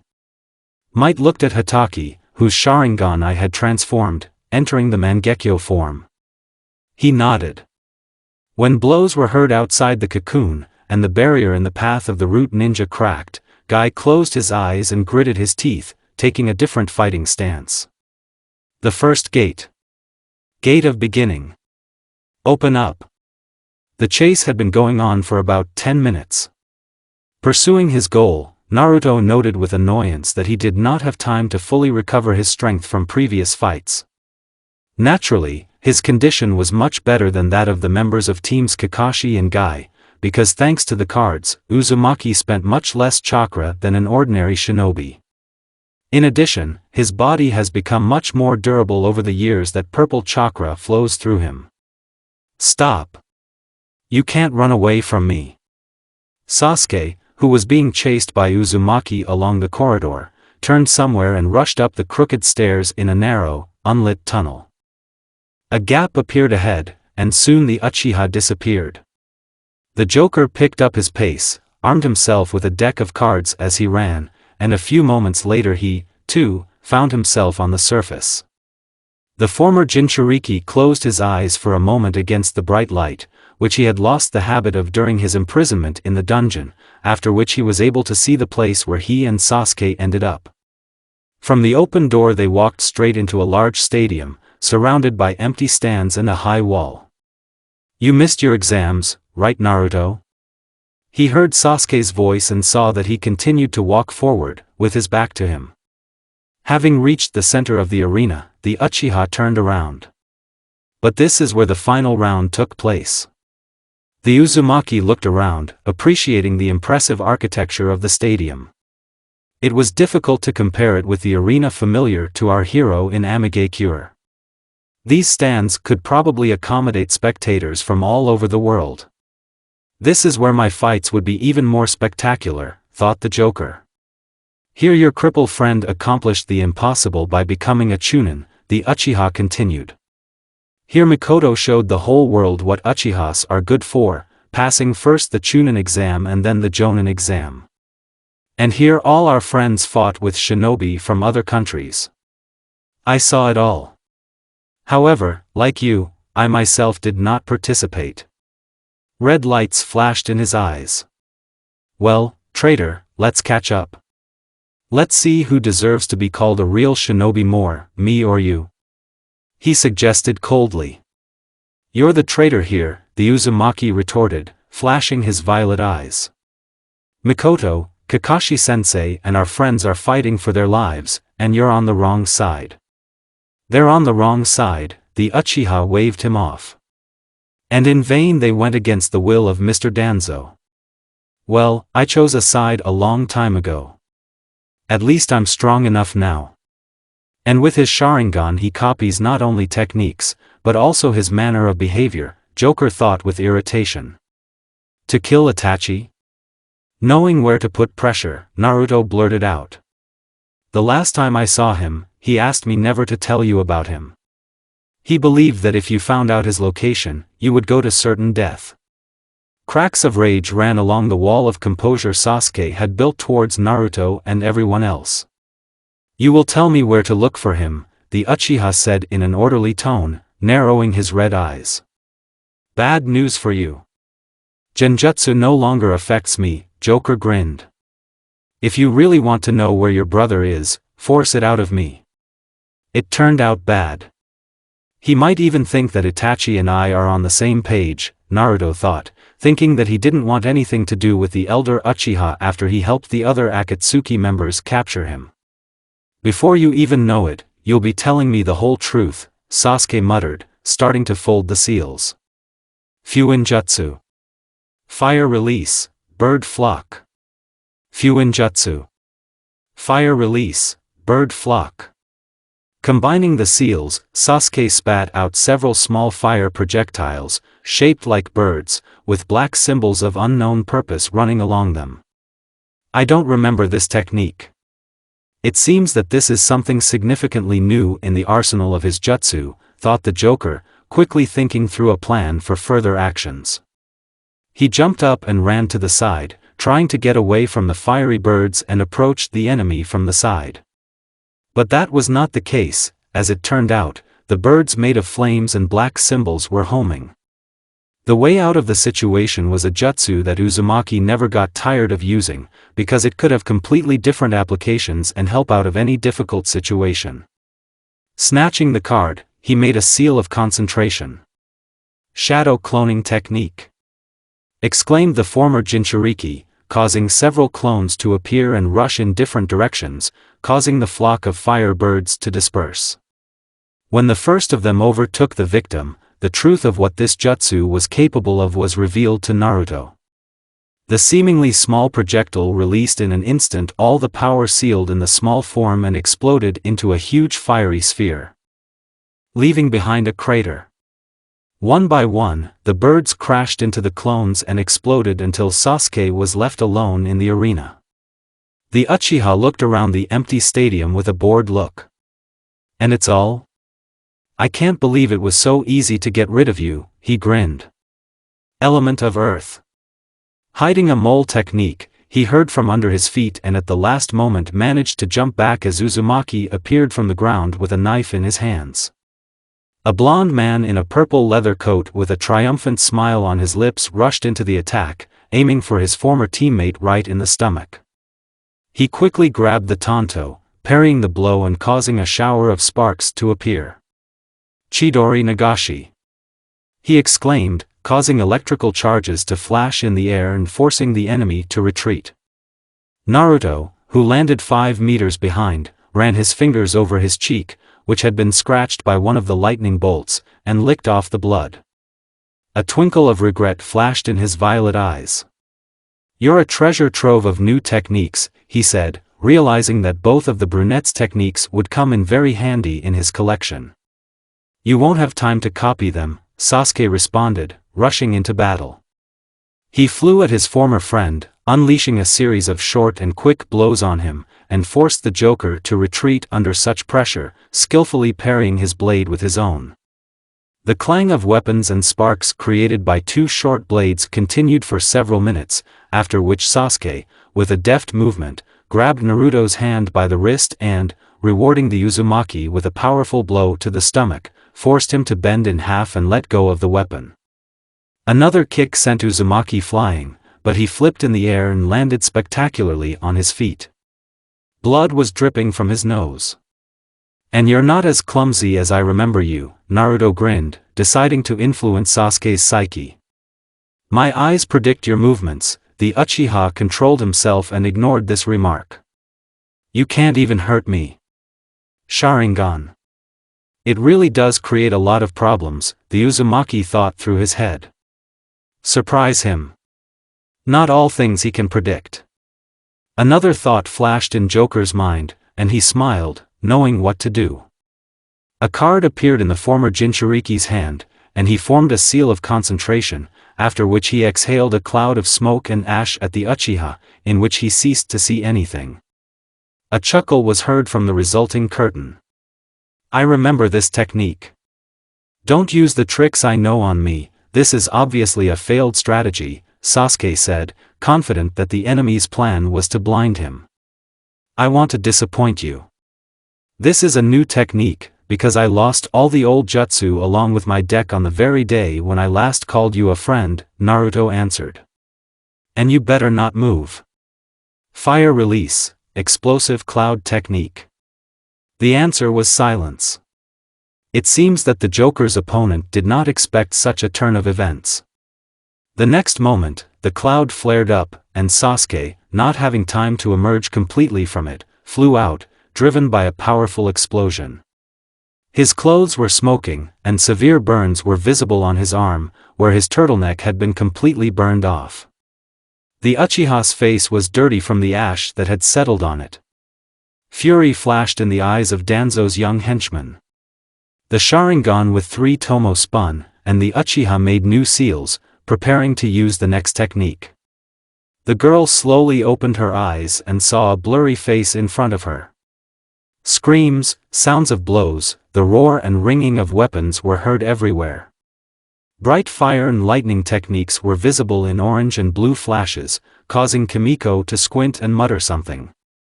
Joker? She whispered, trying to put the blurred face into a clear picture. Lie down. The effect of the drugs should have worn off by now. But you are physically exhausted, and the chakra. God, it's still seething in your body, stagnating in several places. Red light sparkled in the stranger's eyes and then went out. Jean felt her body burning from the excess of chakra and the obstruction of its flow through the kunoichi's body. It looks like the interlocutor was right. In this state it was difficult to even move. Did the drugs administered to her and her long stay in handcuffs that did not allow her to use jutsu really lead to such consequences? Kimiko was finally able to see the dark-haired kunoichi bending over her. It seems she saw this girl when she and Naruto arrived in the village and ran into not the best example of hospitality. However, at that time Jean was under the influence of genjutsu, so she was not sure of anything now.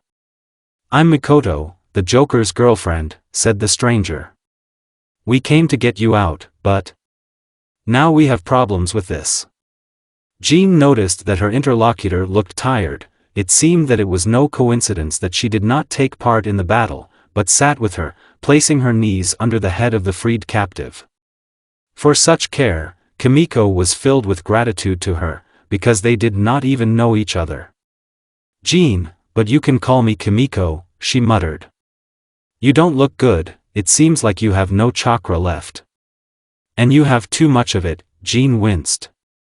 I have a solution, but I don't know how much you'll like it. Do it already. Mikoto didn't care what kind of solution Kimiko was talking about. Now it was important to restore strength and help comrades at any cost. Bend over, Jean exhaled, closing her eyes and raising her head. The Uchiha obeyed, not knowing what this would lead to. Forbidden technique. Kiss of darkness. Mikoto blinked in fear when her cold lips touched the hot lips of her new acquaintance, who did not stop there. When Kimiko's tongue entered the Uchiha's mouth and began to do the unthinkable there, the eyes of the white-haired captive opened, and Mikoto saw only darkness in them. The two girls were surrounded by a halo of black chakra, swirling in the air like smoke. Their kiss stopped, and the Uchiha was the first to feel how the chakra transferred to her filled her body. Kimiko felt herself gradually cooling down, and control over her body was returning to her. She smiled and stood up. Sorry, I should have warned you. She turned to Mikoto when she also got to her feet and reactivated her Sharingan. I gave you half of my chakra, use it wisely. Okay, thank you, I feel much better now too, the Uchiha responded, exchanging glances with her when she broke the awkward silence. Those eyes. She's also from the Uchiha clan.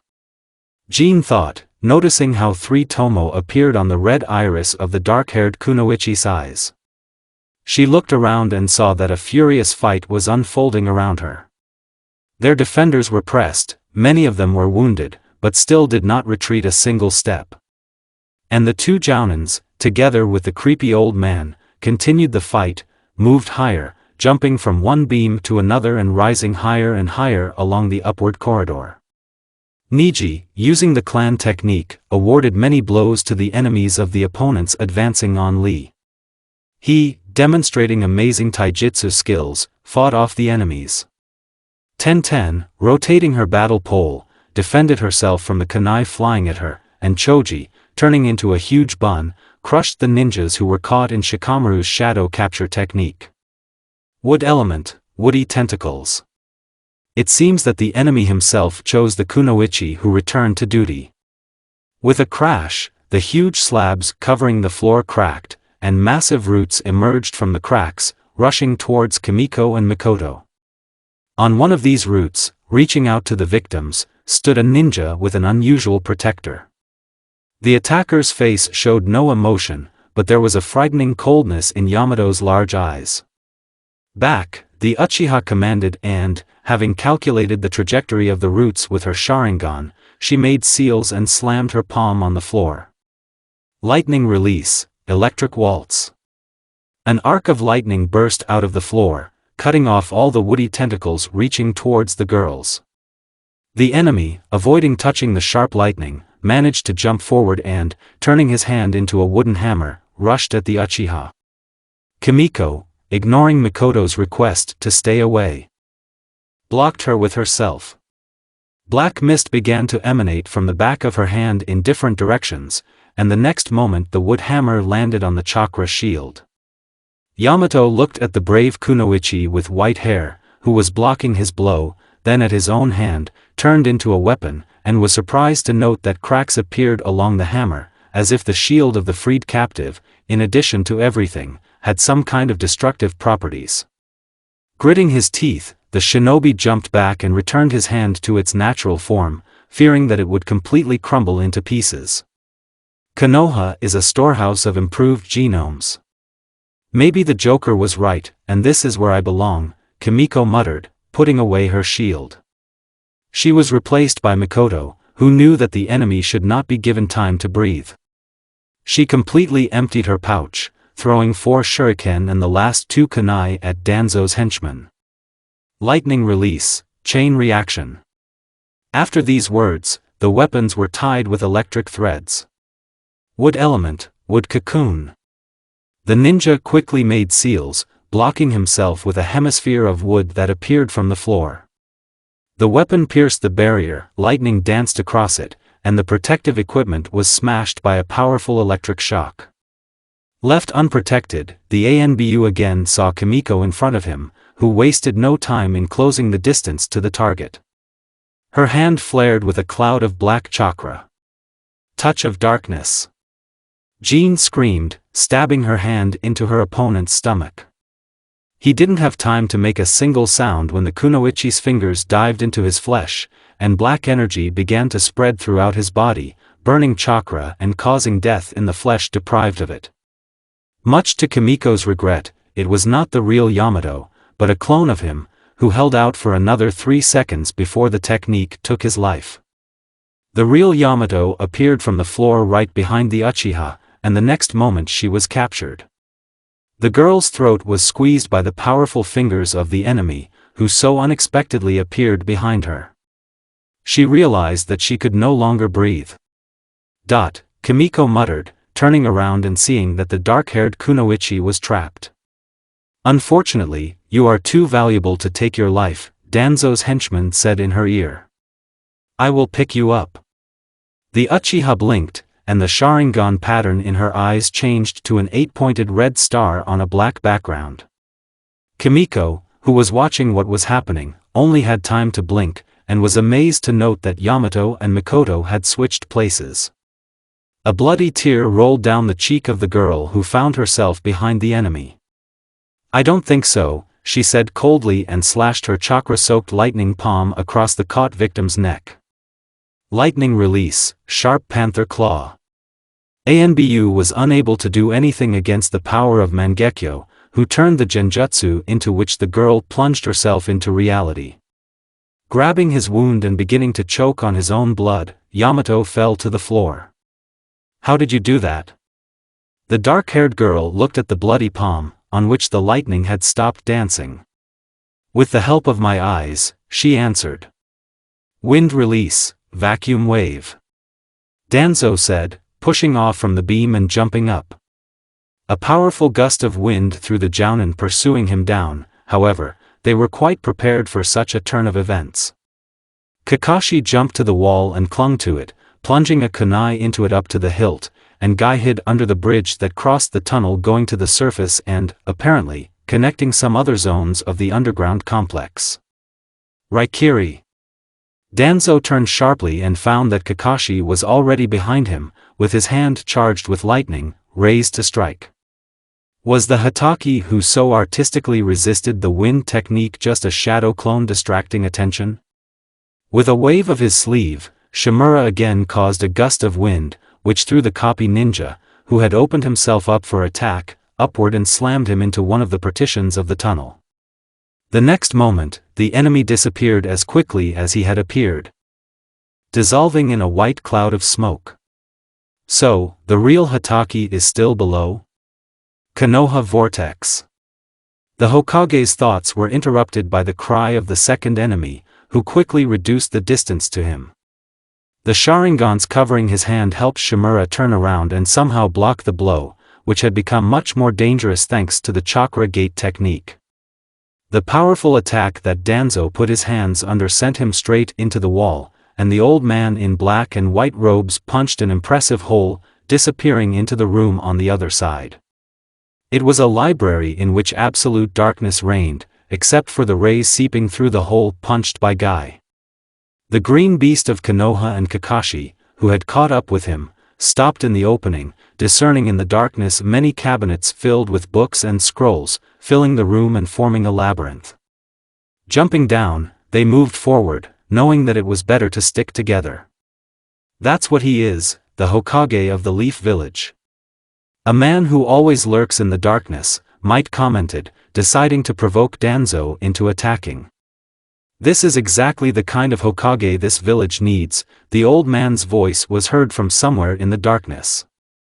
"If you both knew how much the root has prevented over the years of its existence, protecting Konoha when Hiruzen and Minato were unable to do so. All this is not so important, considering what the root has turned Konoha into now," muttered Kakashi, whose Sharingan was trying to figure out Danzo's location as the copy ninja peered into the corridors leading between the cabinets into the darkness. "The will of fire in her shinobi has died. They either obey you blindly or do it out of fear." For some time, silence reigned in the library. Fear does great things. It was thanks to fear that Konoha was born. He united the warring clans.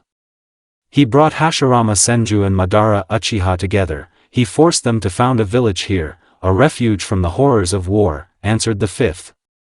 Fear pushes shinobi to become stronger in order to fear less. Thanks to the fear of repeating the fate of Kirigakure, Suna, Kyumo and Iwa maintain a peace agreement with us. Kakashi flinched when he heard a rustle in the bookcase, and turned sharply towards it, seeing explosive seals that lit up in the darkness. Fear is at the core of the world as we know it. Just like I am the basis of what Konoha rests on. Fear me. Danzo's voice boomed, and Kakashi and Guy rushed in different directions, moments before an explosion occurred in the center of the library. A pile of antiquities that had been damaged by the seal went up in flames, and thanks to this, it became a little easier to see in the library. Hatake and Guy, already at a considerable distance from each other, realized that wandering through the book labyrinth was already useless, and jumped up onto the cabinets. In the opposite part of the spacious hall, along the walls and flow of which the light of fire and shadow ran, they saw Danzo, armed with shurikens, which the old man spun one at a time on his finger, blowing on them and adding wind release chakra. The next moment, several of these shuriken flew at the Jonin, emitting a piercing whistle and sawing everything in their path with wind blades. Guy, having effectively run through the cabinets and dodged 3 shuriken, jumped, turning over in the air. The last metal star whistled in front of his face, scratching the bridge of his nose with the sharp chakra of the wind. Kakashi, jumping from one cabinet to another and dodging enemy weapons, used his Sharingan and, calculating everything second by second, picked up one shuriken with the tip of a kunai, which fell directly into the hole in the center of the weapon. Hatake sent the projectile back at its owner, forcing him to form seals to protect himself. Wind release, vacuum shield. The translucent sphere of air took the full impact and burst, causing powerful gusts of air to disperse in all directions. Bookshelves began to fall with a roar, glass breaking with a piercing sound. Books, rustling their pages, flew into the air and crashed into anything with loud bangs. Now there was chaos going on here that would give any librarian accustomed to silence an order a heart attack. Wind release, vacuum bullets. Danzo went on a counter-offensive, flying into the air with a long leap and jumping over the blazing pile of receptacles of history and wisdom of past generations. He was aiming at Kakashi. He, having jumped onto a clean island, free of any rubbish, managed to use protective techniques. Earth element, stone wall, he said, hiding behind a barrier that took on the entire pressure of air shells. Guy, realizing that Shimura was again vulnerable to attack, rushed towards him like lightning, raising his chakra-charged fist to strike, but the Sharingans implanted in the Hokage's ugly hand with the first's face appearing in the reflections of the fire again saved the owner from an unexpected attack. He turned around and, grabbing Might by the throat, whispered something. Black symbols appeared on the Jounin's skin. This sealing jutsu rendered him unable to move. It seemed that this was the end for the green beast of Konoha. Raikiri. Hatake rushed to save his comrade, and this time he was successful. The hand in which all the power of the lightning release was concentrated struck the Hokage in the back. But why was there a smile on the face of Fifth, falling dead? Guy, how are you? Kakashi muttered, trying to neutralize the effect of the enemy's technique by releasing part of his own chakra into his comrade's body. But this was not the same as dispelling a genjutsu, and the copy ninja failed. I can't move, Might squeezed out with difficulty, standing like a pillar. It's all over, we won, Hatake reassured him, but the next moment Danzo's body, lying at their feet, disappeared, as if he had never been there. I very much doubt it, the unharmed fifth Hokage, whose ominous figure appeared a few meters away from them against the backdrop of a blazing fire in the center of the library, disappointed both of them. How did he? Kakashi whispered, not understanding anything. I'm not afraid of death, Kakashi. But you should have, you were left alone with me, the old man muttered threateningly, looking at his own hand, on which one Sharingan had just closed. Guy, throwing all his strength into overcoming the technique holding him back, closed his eyes, and the next moment his body began to glow with a bright green aura, justifying the title that the Jonin received in Konoha not only for his green tights. You're writing me off too early. After all, I am the green beast of Konoha, and the power of youth is boiling inside me. Sixth gate. Gate of insight. Open up. Seventh gate. Gate of miracle. Open up. The shinobi's skin turned even more purple, and the black symbols on it dissolved. Guy opened completely white eyes, which also seemed to radiate incredible energy. Great, I didn't doubt you, buddy, Hatake grinned, turning to the villain. It turns out that things don't always go according to your plan, Danzo. The old man kept his cool, although it was not easy. Apparently, he greatly underestimated these two Jonin. He bit his finger and then made a quick series of seals. Summoning technique. From the clouds of white smoke appeared a gigantic creature resembling an elephant or even more likely a mammoth. It had short red fur, two impressive tusks and massive paws. In addition, the animal's head was bandaged. In the monster's eyes there were sparks of rage, which Danzo, who was cold-blooded in any situation, so lacked. The summoned creature's back rested against the ceiling, and cracks appeared along it, forcing Kakashi to look up with caution. Guy took off with lightning speed, jumping straight towards the monster. Morning Peacock. He shouted, and a hail of blows fell on the summoned creature of the fifth, from the speed and force of which fire flared up, forming a fan, thanks to the appearance of which this technique got its name. Kakashi closed his eyes from the light too bright for the dark library and, hearing a bang, opened his eyes, realizing that even the formidable beast could not resist this technique. Kakashi. Don't sleep, Guy shouted, rushing to attack. His foot fell to the floor, to the place where the fifth Hokage had just stood. Cracks appeared along the floor in all directions, and it collapsed with a roar and a crash, plunging everything around into a cloud of dust. Danzo, who managed to dodge the blow, ran along the pieces of the floor that had not yet fallen into the abyss, which, like in a spectacular blockbuster, fell down one after another, but Hatake appeared on his way with 2 kunai in his hands. At the last moment, Danzo managed to arm himself with a kunai and blow on it, creating a blade from wind-release chakra. He cut the enemy with the resulting translucent blade, but, alas, he also disappeared into a cloud of white smoke. The kunai should have disappeared with the clone, but apparently they did not belong to him. Before the blades fell down, their handles glowed with explosive seals wrapped around them, and Shimura, who did not have time to retreat, found himself in the epicenter of the explosion. Guy and the real Kakashi landed in the center of the circular hall that served as the training arena. Pieces of stone and remains of furniture continued to fall from above, but, fortunately, our heroes did not fall under them. But Danzo, who reappeared out of nowhere without any damage, had to defend himself. He gritted his teeth, forming new seals. It seems that this fight began to drive the cold-blooded Hokage out of his temper. Element of wood. Birth of a virgin forest. He said loudly, making the last seal and provoking the appearance of 3 trees, which intertwined their branches above the head of the user of the technique and protected him from the rockfall. Following these 3 trees, others appeared, and very soon the arena turned into a small forest, into which Danzo disappeared, leaving Guy and Kakashi in complete confusion. Does he also have the wood release? Guy was surprised. Not from birth. Did you see his hand? I'm sure Orochimaru tried his best, Hatake muttered, peering at the row of trees whose trunks grew stronger and created an impassable barrier. I lost it. Might, feeling the power continue to fill his body and glad that he was not yet in pain from all the damage that using the 7 gates would bring, took a fighting stance. Midday Tiger.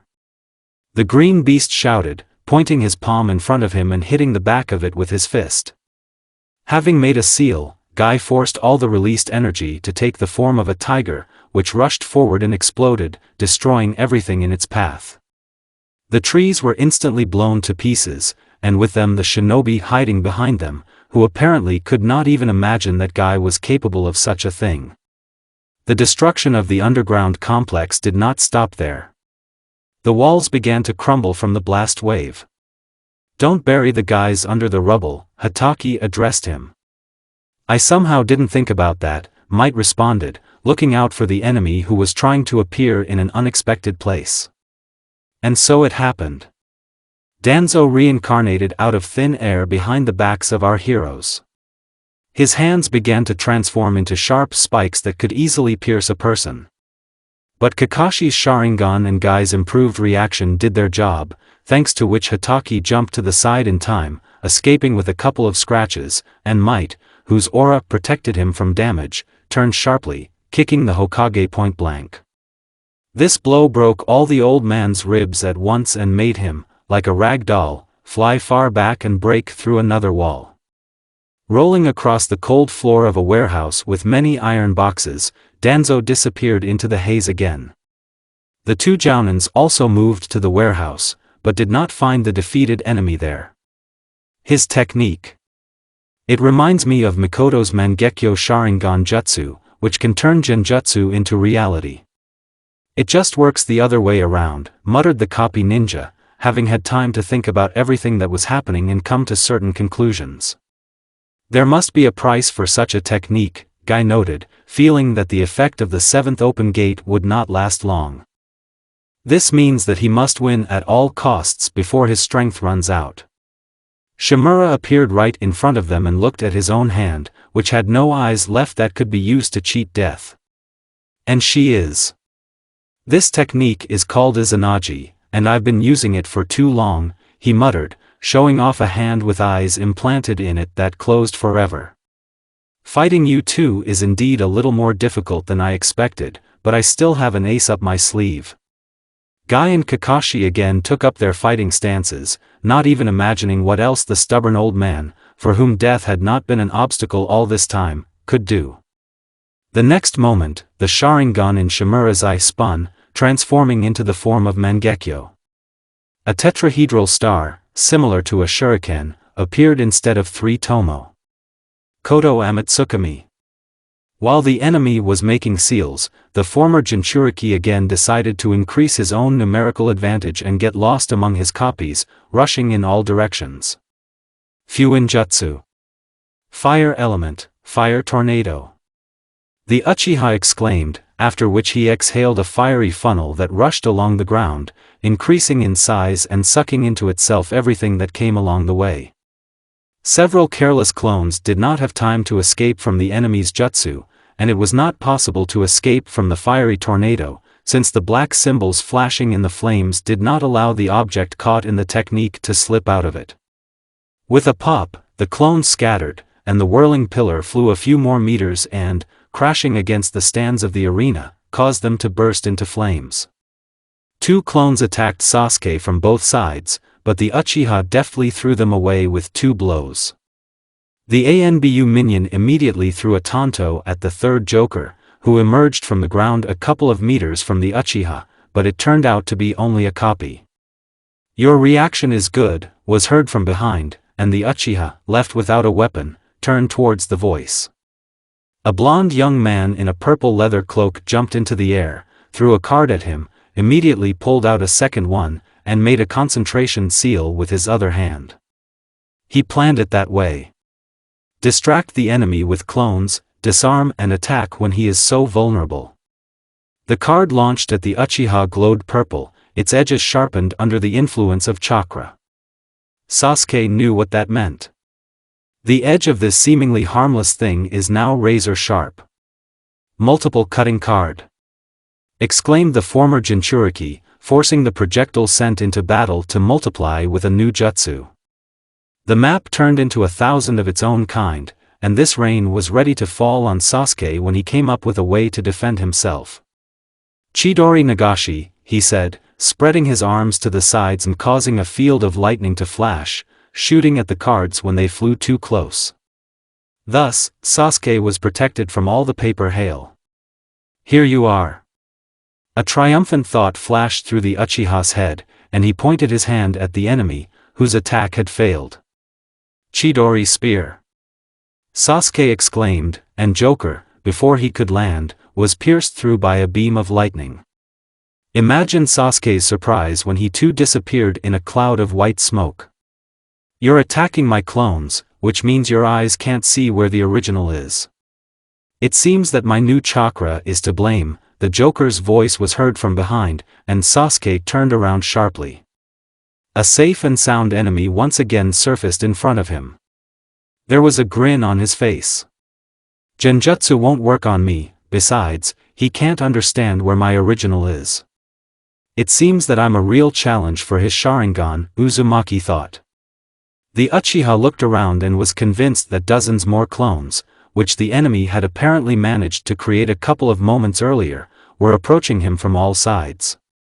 Sasuke looked at them with a cold, hateful gaze, and then looked for the tanto with his eyes. The blade stuck into the ground was a couple of meters away.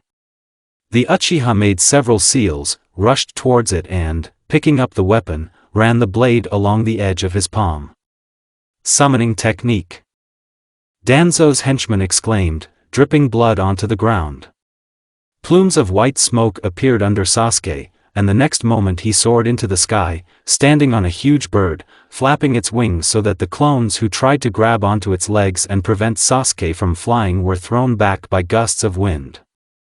The Uchiha sheathed his blade behind his shoulder. Element of lightning. Heaven's fury! He shouted from above, and a huge lightning bolt fell from the sky with a roar right into the stadium, striking all the clones at once with deadly discharges of electricity. The ground shook from such a blow, and one after another the clones began to turn into clouds of white smoke. Die already! He forced me to spend too much chakra, my supply is almost running out, flashed through the Uchiha's head. However, what did it matter? After the last technique, Naruto simply did not have a single chance of survival. Suddenly there was a bang from behind Sasuke. This Tanto in its sheath transformed into the Joker with an exact copy of this Uchiha weapon in his hand. Transformation technique? Was Sasuke really so distracted by the clones that he didn't notice how the enemy replaced his weapon with himself? A blow to the side with the Tanto handle, which the Uchiha did not have time to block, sent the Uchiha flying down. After turning over several times in the air, he finally landed on his feet and, looking up at the sky, saw how the hawk, struck by the blow of his own weapon, evaporated into a white cloud. Naruto landed in front of him, holding his short blade out in front of him in a threatening stance. Sasuke laughed, causing the Uzumaki to be confused. What's funny about this? The Uchiha is practically driven into a corner. He looked at the blade in his hands and saw black symbols crawling from the hilt, spreading across his skin. With frustration and sudden fear, Naruto realized he couldn't move. "Oh, you shouldn't have done that," the Uchiha grinned. "You, the most unscrupulous technology thief in my memory, should have explained one simple thing long ago: it's not good to take someone else's property." Koto Amatsukami. The fifth Hokage said coldly, and his face was distorted by a triumphant smile. For a moment, absolute silence reigned in the hall with metal boxes, frightening with the uncertainty of what would happen next. "Raikiri!" Kakashi suddenly shouted, causing his hand to sparkle with lightning, and, turning to Guy, rushed at him. "Kakashi! What are you doing?" Might blurted out, barely managing to jump back. But Hatake did not stop, rushing forward with the technique in his hand and intending to pierce with it the comrade with whom the copy ninja had just fought side by side. One way or another, with 7 gates open, Guy was faster, and therefore dodging the technique a second time was not difficult for him. Konoha Vortex.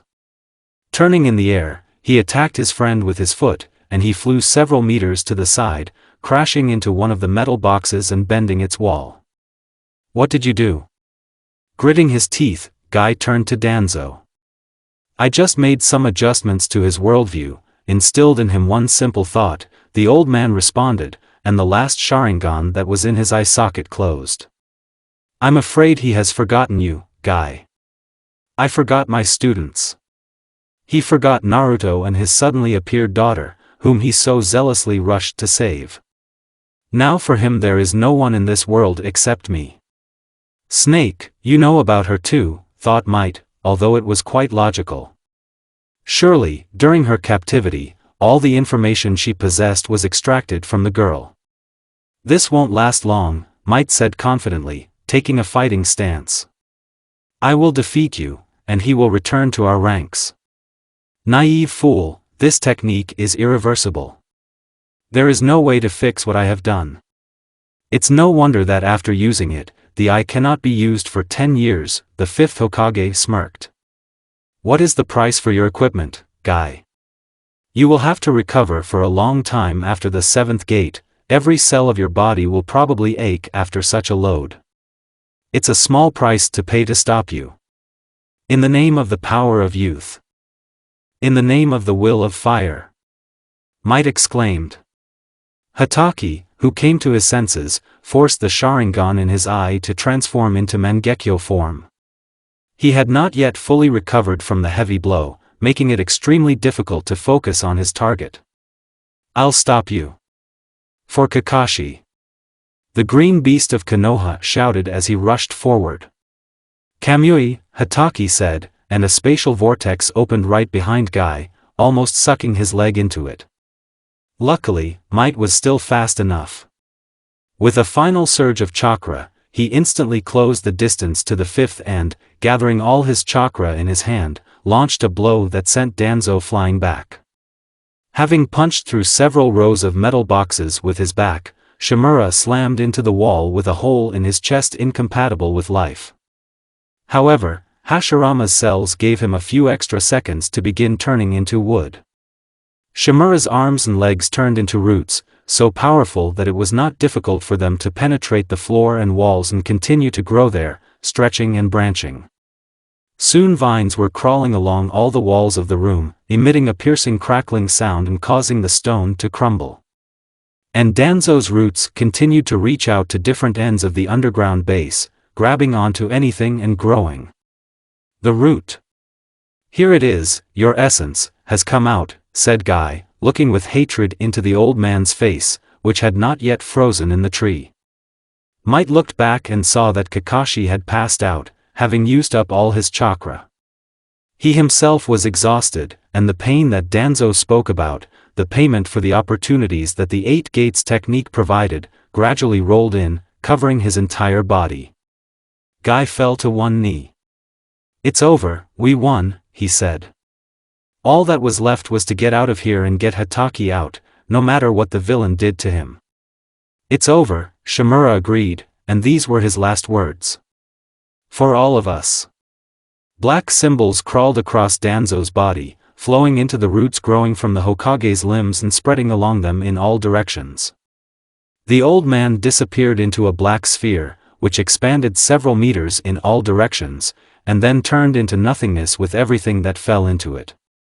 Everything around shook and began to move. Such an explosion provoked a partial collapse of the walls, floor, and ceiling. Looking up at the huge debris falling down, Guy saw that the roots that the Hokage had put into his creation were also disappearing in a series of black explosions. The noise made my ears clog. Due to the dust that filled the hall, Might lost sight of his comrade.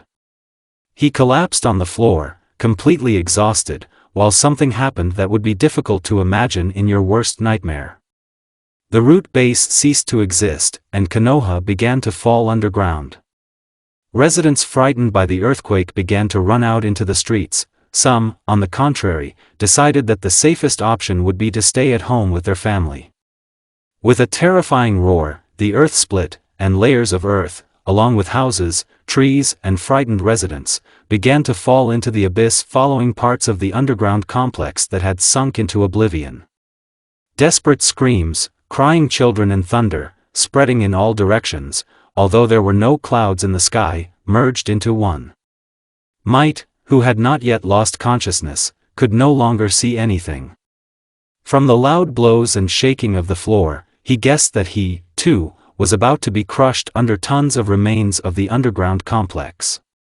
So the floor slipped away from under his back, and he found himself in free fall, but someone's hands caught the jounin. "It's okay, Guy-sensei, it's all over," he heard the student's voice, not knowing whether it was true or nonsense. There were other voices, but Might was unable to distinguish them. "We'll get you out." "Where is Kakashi-sensei?" "I don't see him anywhere. Everything is about to collapse here." "Hurry up, let's leave." They were quieter and quieter until they were completely silent. Fuinjutsu.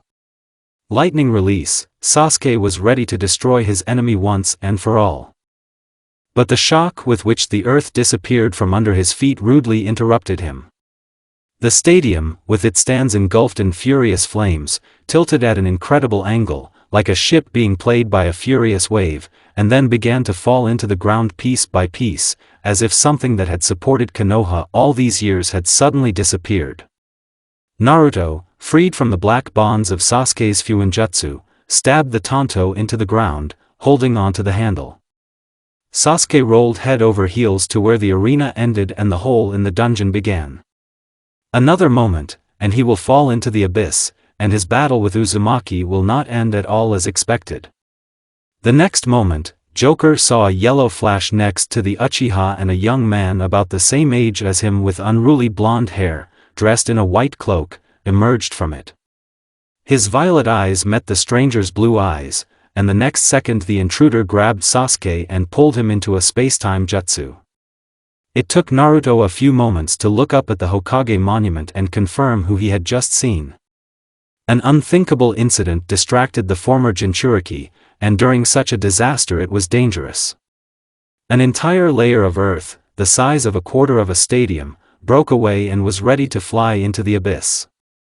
Naruto managed to come to his senses at the last moment, pulled himself up on the handle of Sasuke's tanto and, leaving the Uchiha's weapon in its proper place, ran across the ground disappearing from under his feet and made a long jump. He rolled head over heels on the grass, since there was no time to calculate how to land correctly. Standing up, Uzumaki realized that the cataclysm that had happened to Konoha was over. Approaching the cliff and looking forward, Joker saw what Konoha had become. It was a terrible sight. Its two surviving parts, leaning towards the abyss, were separated by a chasm the entire length of the village. There, across the abyss, several houses were engulfed in flames, apparently arising spontaneously. Uzumaki saw people scurrying randomly along the cliff and along the street sloping towards it, along which boards, pieces of houses and other debris continued to roll, falling into the abyss. Cries for help, roars and crashes were heard everywhere. Even the Joker could barely stand on his feet from such a picture of what was happening. This was worse than an attack from another village. Konoha was practically destroyed from the inside. Now people were experiencing despair, fear and grief and were unable to reason and act soberly. This is probably what the people of Kirigakure felt moments before the village disappeared. The shinobi, freed from the control seal along with Danzo's death, did not understand what was happening at all and were in a stupor. Few of them are now throwing their energy into helping others and putting out fires. But their actions were uncoordinated, so it was not possible to complete the work quickly and efficiently. It was like no one had ever imagined. Naruto, Uzumaki turned around, hearing a familiar voice and fearing that it would be an echo of a ghost. She stood in front of him, a dark-haired girl in a shinobi uniform, covered in cuts and abrasions.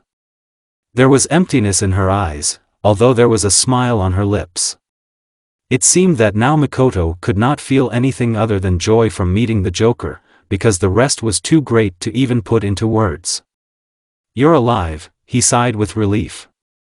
She nodded slowly, without moving. The girl saw terrible destruction behind the Joker, and it left her dumbfounded and horrified. Did the others survive? Where's Kimiko? Where is Kakashi-sensei? He whispered, afraid to hear the answer to this question. Kakashi-sensei is gone. We couldn't find and pull him out, she squeezed out, afraid to blink as tears were already welling up in her eyes. Nothing is known about Team Kurenai. The others survived. He slowly approached the Uchiha and bowed his head to kiss her. She did not resist, surrendering to the joyful and bright sensations that were so lacking now. The scene of their kiss against the backdrop of a destroyed village seemed absurd.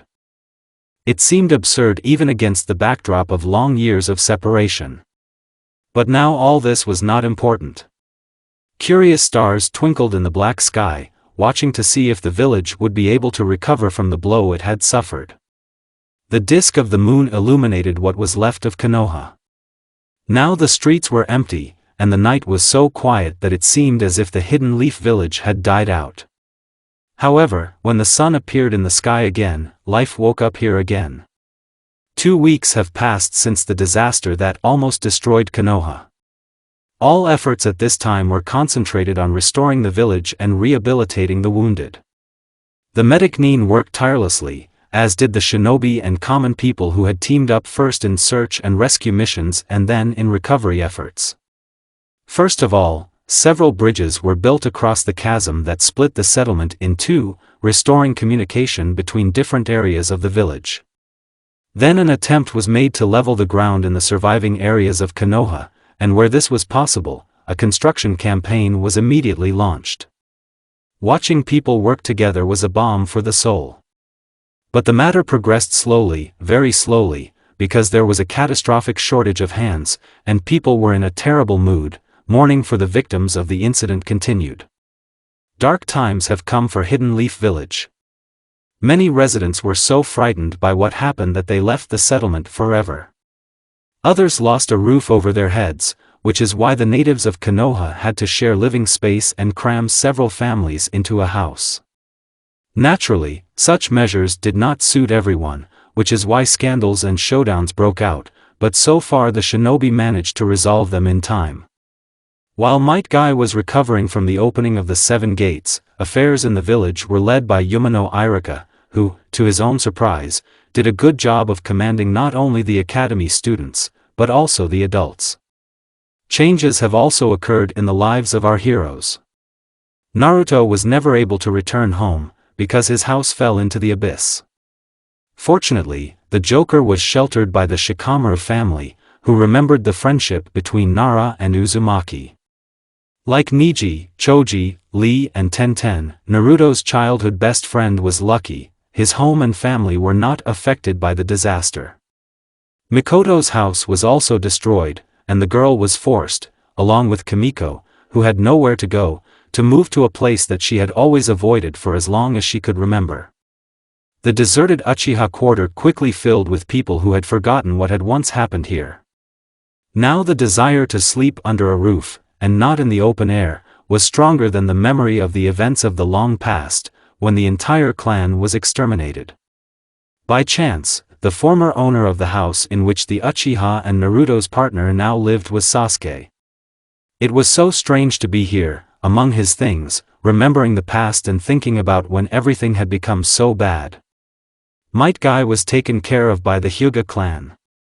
Thanks to their healing ointments, the Jonin's recovery was much faster than expected, and as soon as he got back on his feet, he went on crutches to the Land of Iron along with the heads of the Konoha clans. Naturally, the world could not help but learn about what had happened in Konoha, so very soon all the villages received news that a new 5 Kage meeting was coming, at which the Hidden Leaf would be offered all possible help. The question of who would become the next Hokage also had to be resolved. For this reason, the daimyo of the Country of Fire agreed to come to the summit and quickly make a decision there, choosing the most worthy of the proposed applicants. Meeting of the 5 Kages. This name was hardly relevant anymore, it was more likely of a ritual nature. After Kirigakure was wiped off the face of the earth, there were only 4 Kage left. And so Konoha almost suffered the fate of the Hidden Mist, which had sunk into oblivion forever. How stupid this is all, Shikamaru muttered, looking at the cards in his own hand. He and Naruto, sitting on the porch of his house, played fool by the light of a lantern and relaxed after helping at a construction site all day. Do you think the village no longer needs a Hokage? Joker asked, looking at his interlocutor and placing the Queen of Spades in front of his opponent in the game. With a deft snap of his finger, Shikamaru sent the card from his hand flying, and the trump 7 covered Naruto's card. The Uzumaki never ceased to be amazed at how well Nara had adapted to life with one arm. And, most importantly, Shikamaru did not stray from the shinobi path. Bito, Uzumaki said, turning over the Queen and 7, setting them aside, before drawing another card from the deck. To also replenish the supply, Shikamaru had to put down his 5 cards, extend his hand for one new one, and then take all 6 cards into his hand again. They continued the game. The Hokage is needed to protect the village. We have nothing to protect now, don't you think? Danzo destroyed everything he could reach. People will never forget this, Nara said, looking thoughtfully at his cards. How they were his puppets and how they stopped being them, but lost everything they had.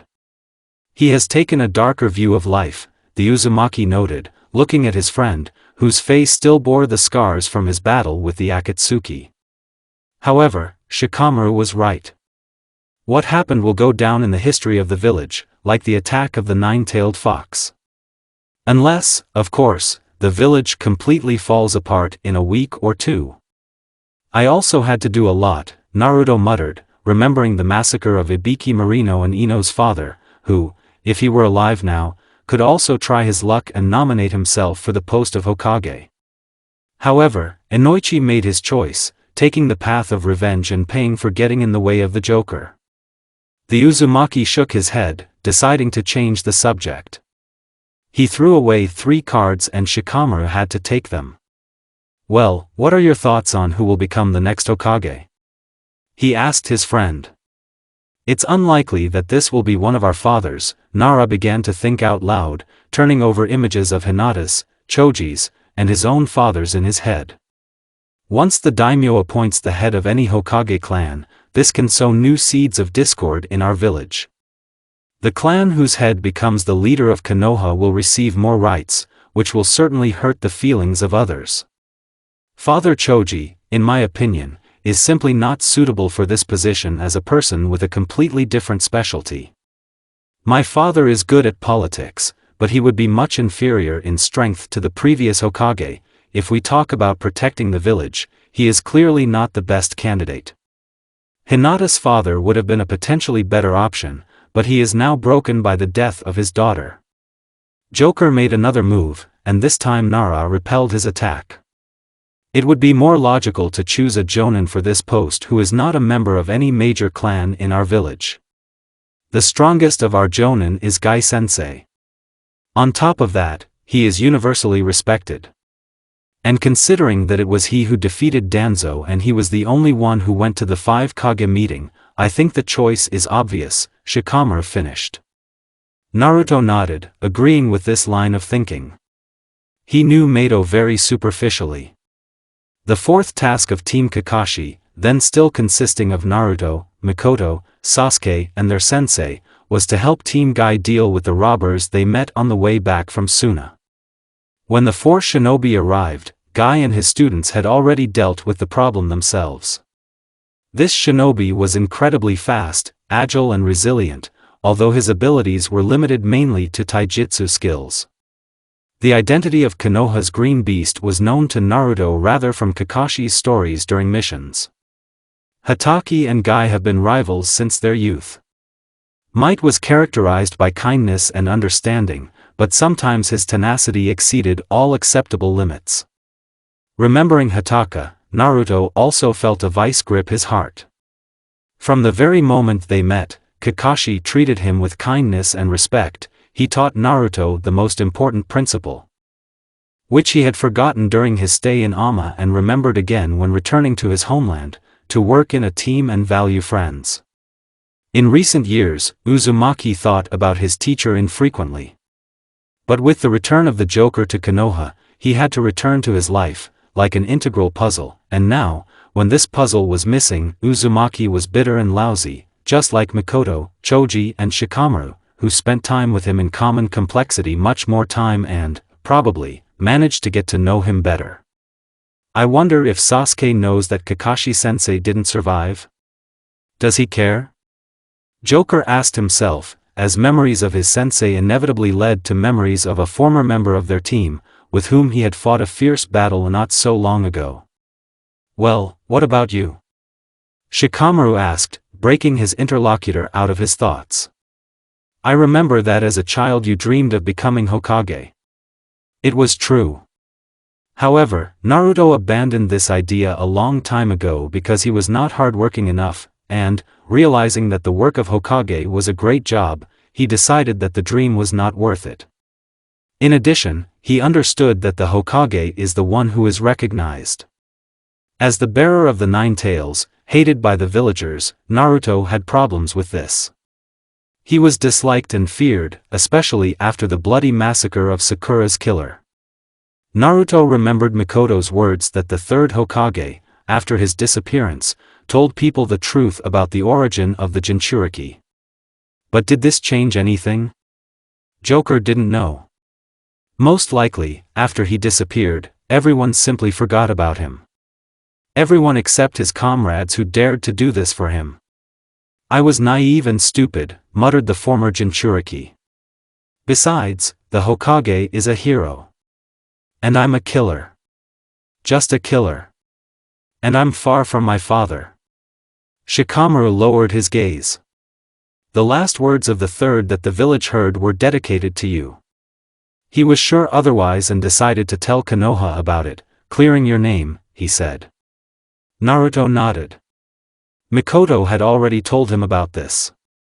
What I was and what I became are fundamentally different things, said Uzumaki. Nara looked closely into his violet eyes. Did Amigakure really change you that much? He asked. While Naruto had already heard from many about what had happened over the years, he didn't talk much about his stay outside the village. And the only people initiated into his story were Shikamaru, Mikoto, and Kimiko, who survived part of the adventures with him. However, Nara was the one who heard the most. And he knew things that Naruto wasn't ready to tell others. More like loneliness, Naruto said, looking at the starry sky full of night lights. He remembered what it was like for him to survive in a strange place without friends, his girlfriend, even without the nine tails. Mikoto will understand. Even though Choji, Kakashi-sensei, and I were nearby, she was very lonely, Shikamaru sighed. The Joker remained silent, thinking about the girl with whom he spent every free moment of the day, catching up, listening to her stories and, in a softened and shortened version, talking about his version of life in the time he missed. I hope you will stay? Asked Nara. Uzumaki thought. On the way here he was tormented by doubts, good and bad memories fought inside. He wondered if he could call Konoha home and then couldn't find the answer. But, having returned, having met with the remaining part of the good memories, the people he cared about, the Joker was more inclined to stay with them. Where am I going? The fair-haired guy in a purple leather cloak grinned. It's good. We missed you, Nara smiled, standing up. I'll go make some tea. The Uzumaki nodded. He himself remained sitting on the porch, stirring cards in his hands and looking at the stars. He remembered the sensations he got from evening walks as a child. Walks in those places, some of which probably don't exist after the disaster.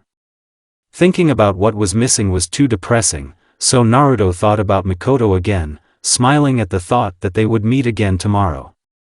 On the other side of the chasm dividing Konoha in two. Evening lights were burning in the Uchiha quarter. Two girls stood on the second-floor balcony, watching the same celestial spheres. Apparently, their beauty attracted the attention of everyone who had not yet plunged into the kingdom of Morpheus. Mom believed that after death people become stars.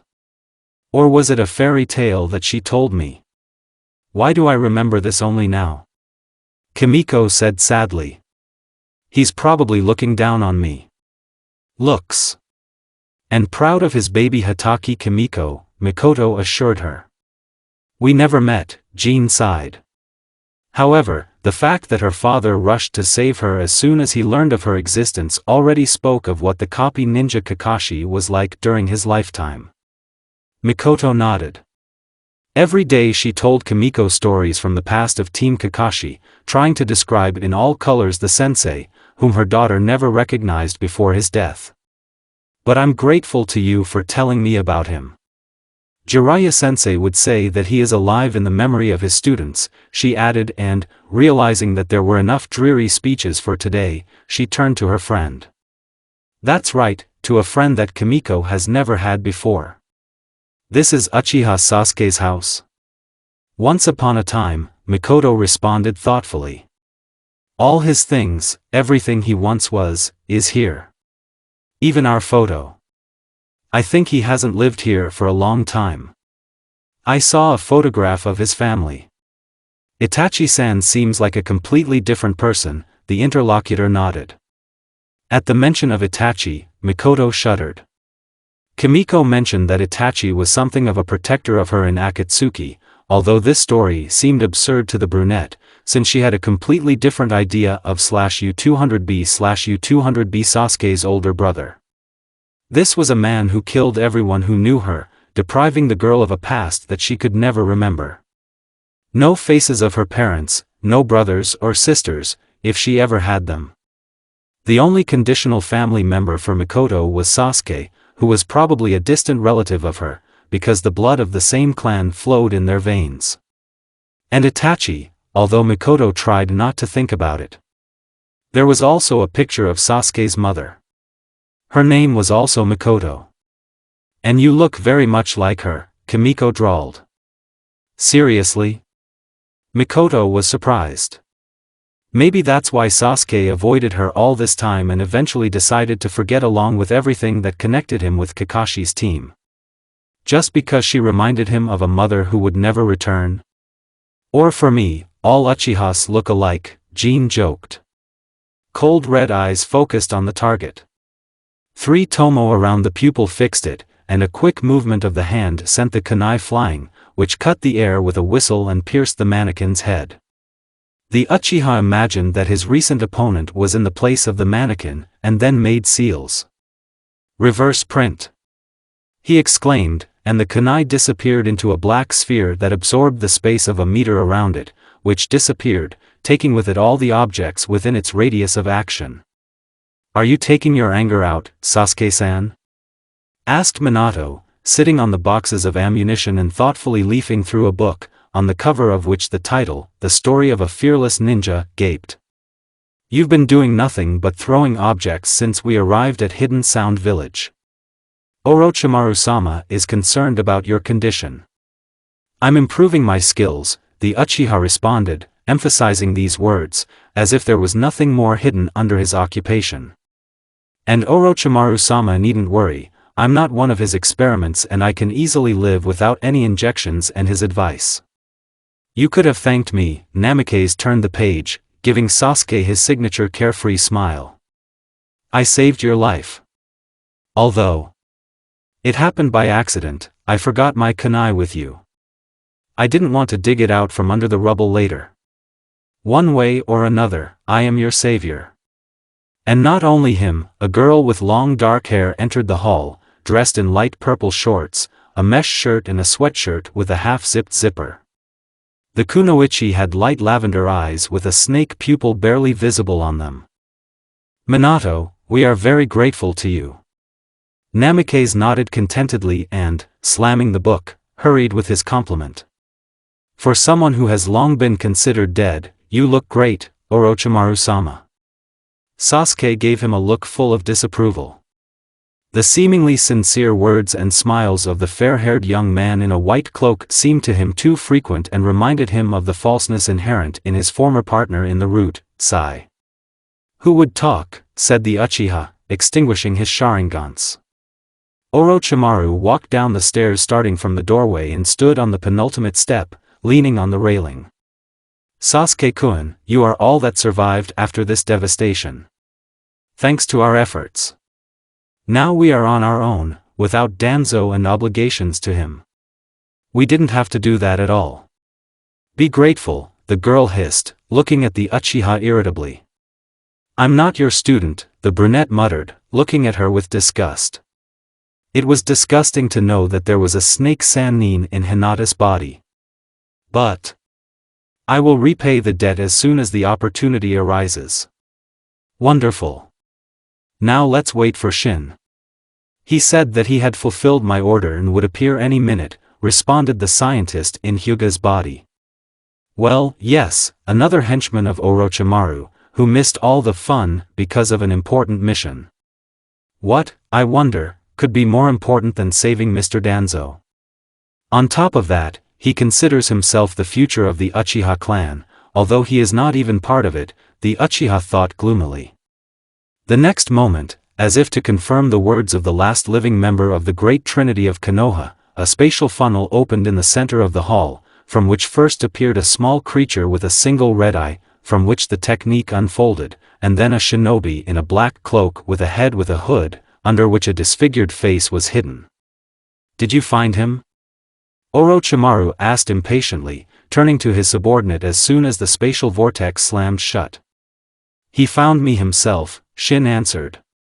The next moment, a black and white silhouette emerged from the floor, with purple Rinnegan lights burning in its eyes. What are you? It definitely doesn't look like a person, Sasuke muttered, looking unkindly at the black and white figure with green hair and Rinnegans in his eyes that grew out of the floor. The guest that Shin brought with him made the Uchiha tense. He was wearing an Akatsuki cloak. Be more polite with guests, Sasuke-san, Minato said, raising his hands conciliatorily. Trust me, Sasuke-kun, for I am the great past of your clan, the stranger said and turned his gaze to the dark-haired girl, before whom Shin bowed his head in bow, appearing from the spatial technique. Glad to meet you, Orochimaru. My name is Zetsu. Welcome to my humble abode, responded the girl, Orochimaru, in whom was revealed by the expression on her face and the stretching of the S sound, like a snake's hiss. I doubted whether you really existed or were just a legend made up by people. The true leader of Akatsuki. Everyone believed that there was nothing left of your organization. Not a sound, not a breath.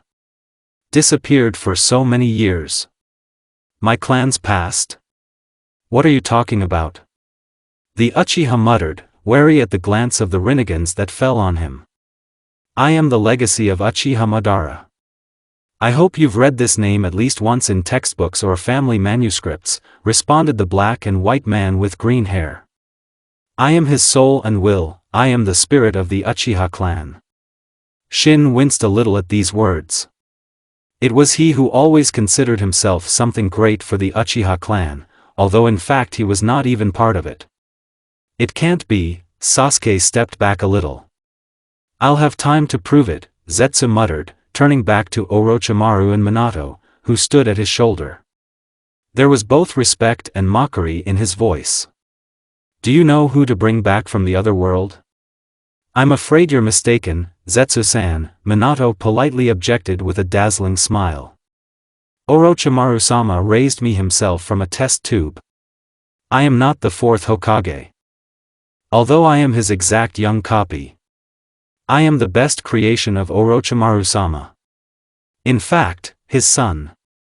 That's enough, Minato, Orochimaru interrupted him, who was flattered by his words, but the scientist considered it tactless and even dangerous to bore their guest with praise. So you are the one who knows everything about the tree that appeared several years ago? Yes. You could say that I am the guardian of this tree, the one who protects it while it sleeps, Zetsu replied. Dozing? Sasuke asked, thinking that since the one in whom the will of Uchiha Madara lives had a hand in the appearance of the tree, this now concerns him too.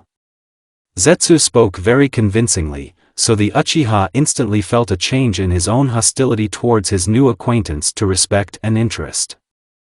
Alas, it did not appear as Madara Uchiha planned. After my supporters betrayed me, and the people who remained loyal to me were killed, I had to do everything myself, said the Akatsuki leader. That's why it takes longer for him to wake up. And what will happen when the tree awakens? Asked the young version of Minato Namikaze. Zetsu looked at him and turned his mysterious gaze to Orochimaru. The world will change, Zetsu said. Once and for all. And I want you all to take part in this. Join me, and then you will become the gods of the ideal new world that we will create. The land of iron, the land of snow and rocks, had been living for several years in the ominous shadow of a huge tree, whose top was lost in the sky. This made it constantly dark here and even colder than before. However, the hardy local residents for the most part refused to leave their home and decided to adapt to the new conditions. Located at the junction of great countries, the state was still the center in which meetings of village heads traditionally took place. And this time was no exception. A new 5 Kage summit has been opened. The meeting began in a spacious round hall.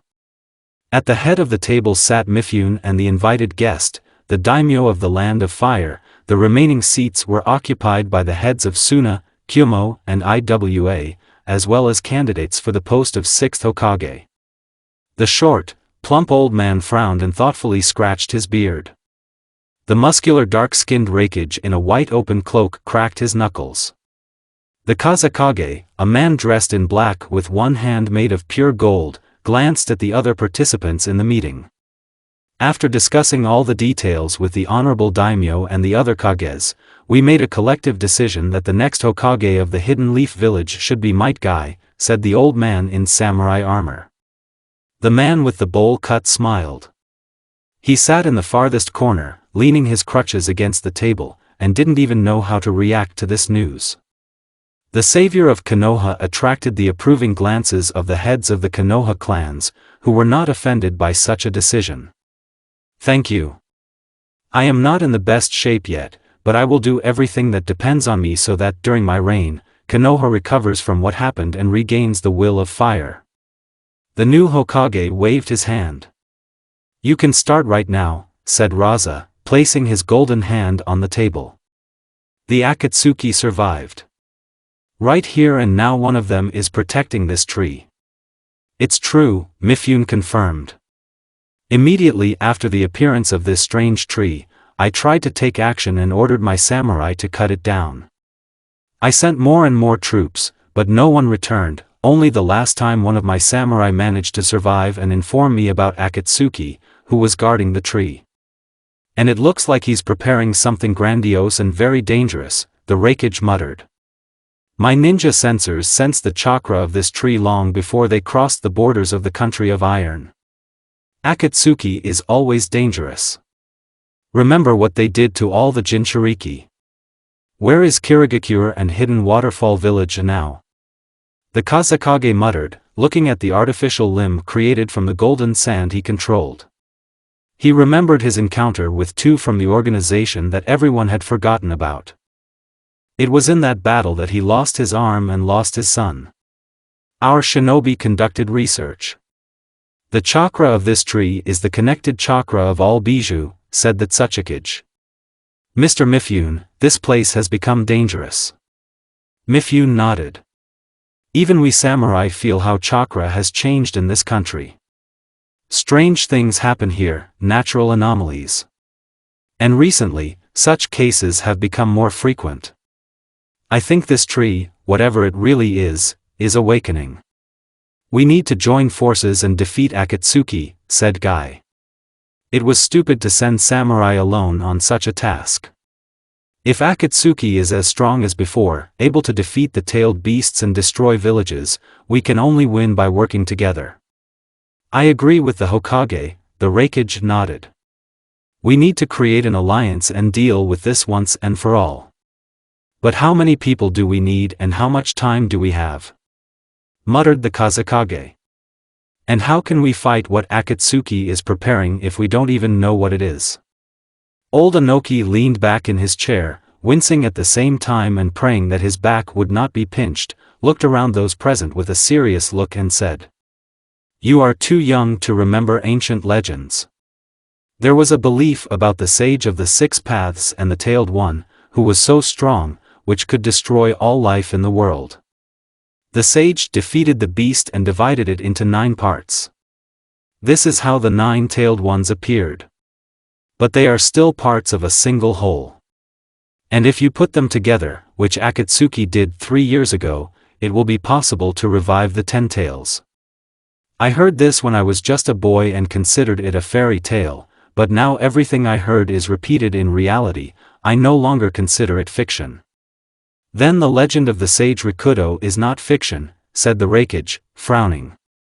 Iwai also knew this legend, since Kyumo owned several artifacts of the sage, serving as evidence of his existence. 10 tails? So the tree is him? Might was surprised. Yes. And while he dozes, restoring his strength.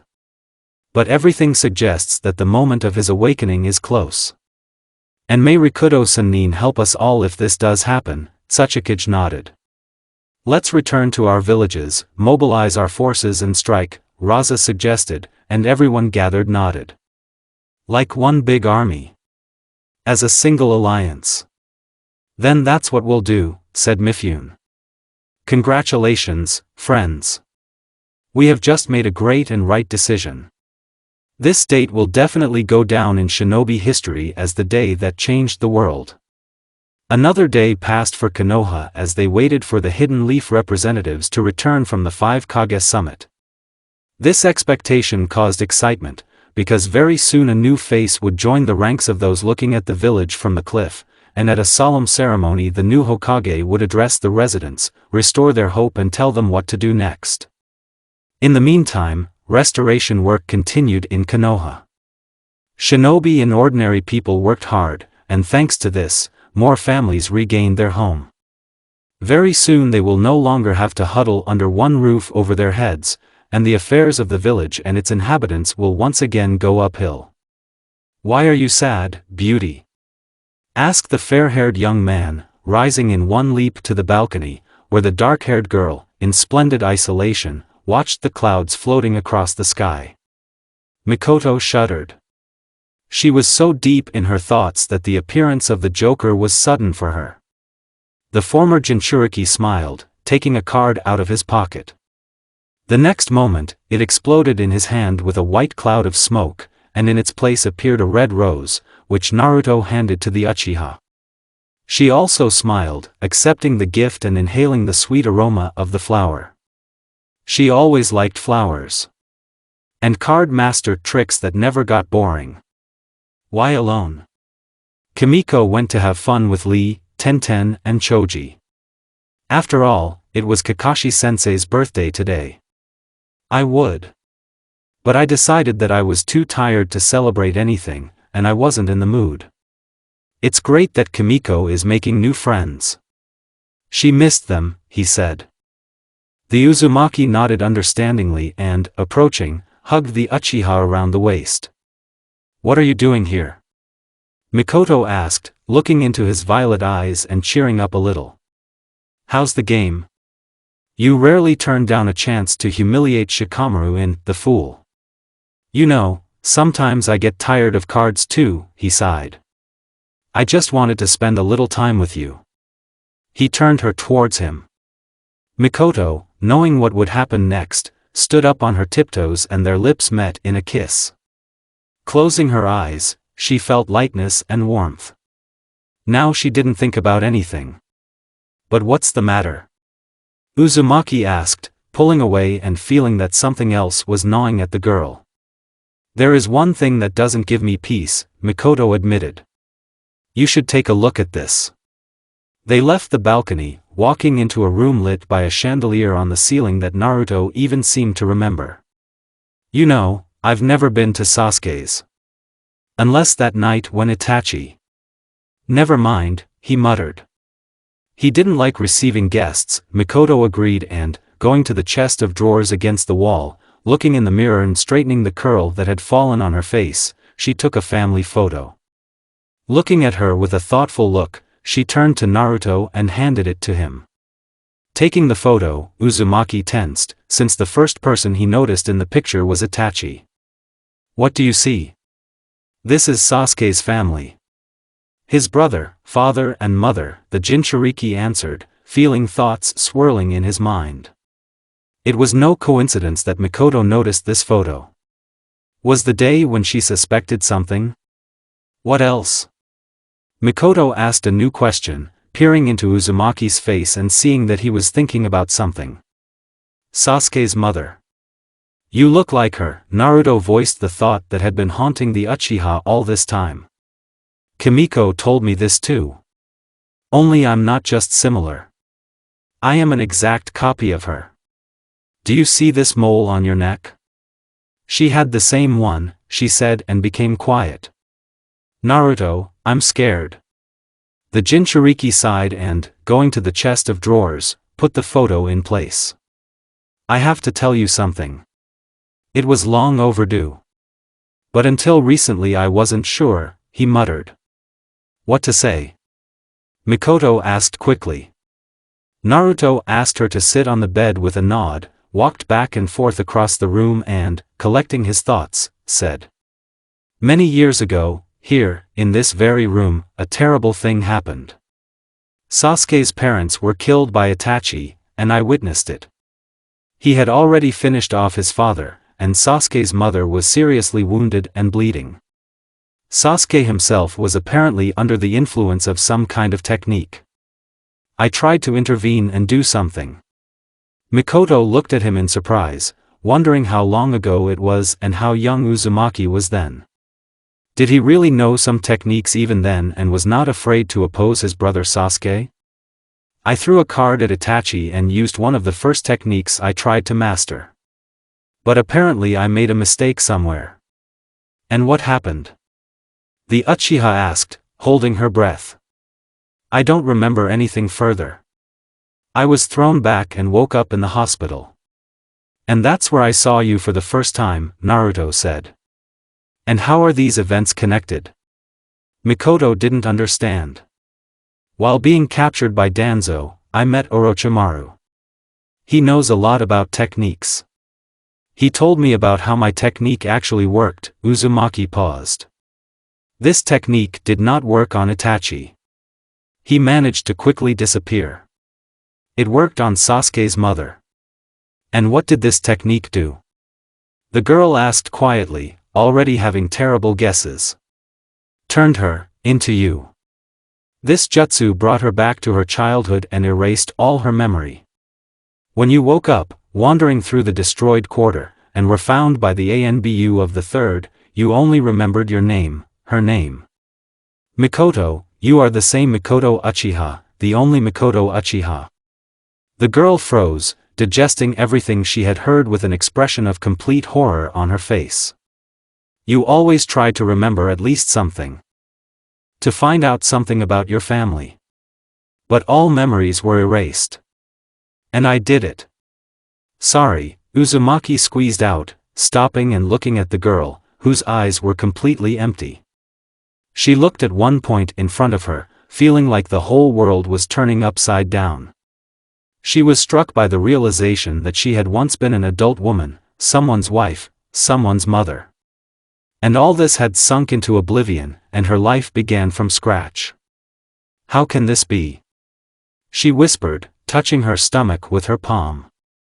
So, I'm Sasuke's mother and Itachi's mother? I just can't be her. You were her once, before you became another person, Naruto told her sadly. A living person, a wonderful person. To the ones I love. She looked up at him in surprise. These words sounded so sincere. Rarely did the Joker have such a tone. But now he was like an open book. But it's my fault for what happened. And I can't deceive you anymore. You saved my life, said Mikoto. I think if it weren't for this technique, would have died. The Uzumaki nodded. But at the same time I destroyed you, he added, feeling a guilt that he would never atone for. Mikoto looked at the photo, where the evening sun caught a glimpse of the adult version of herself surrounded by her own family. The family that the Uchiha thought she never had, and which, as it turns out, she actually always had.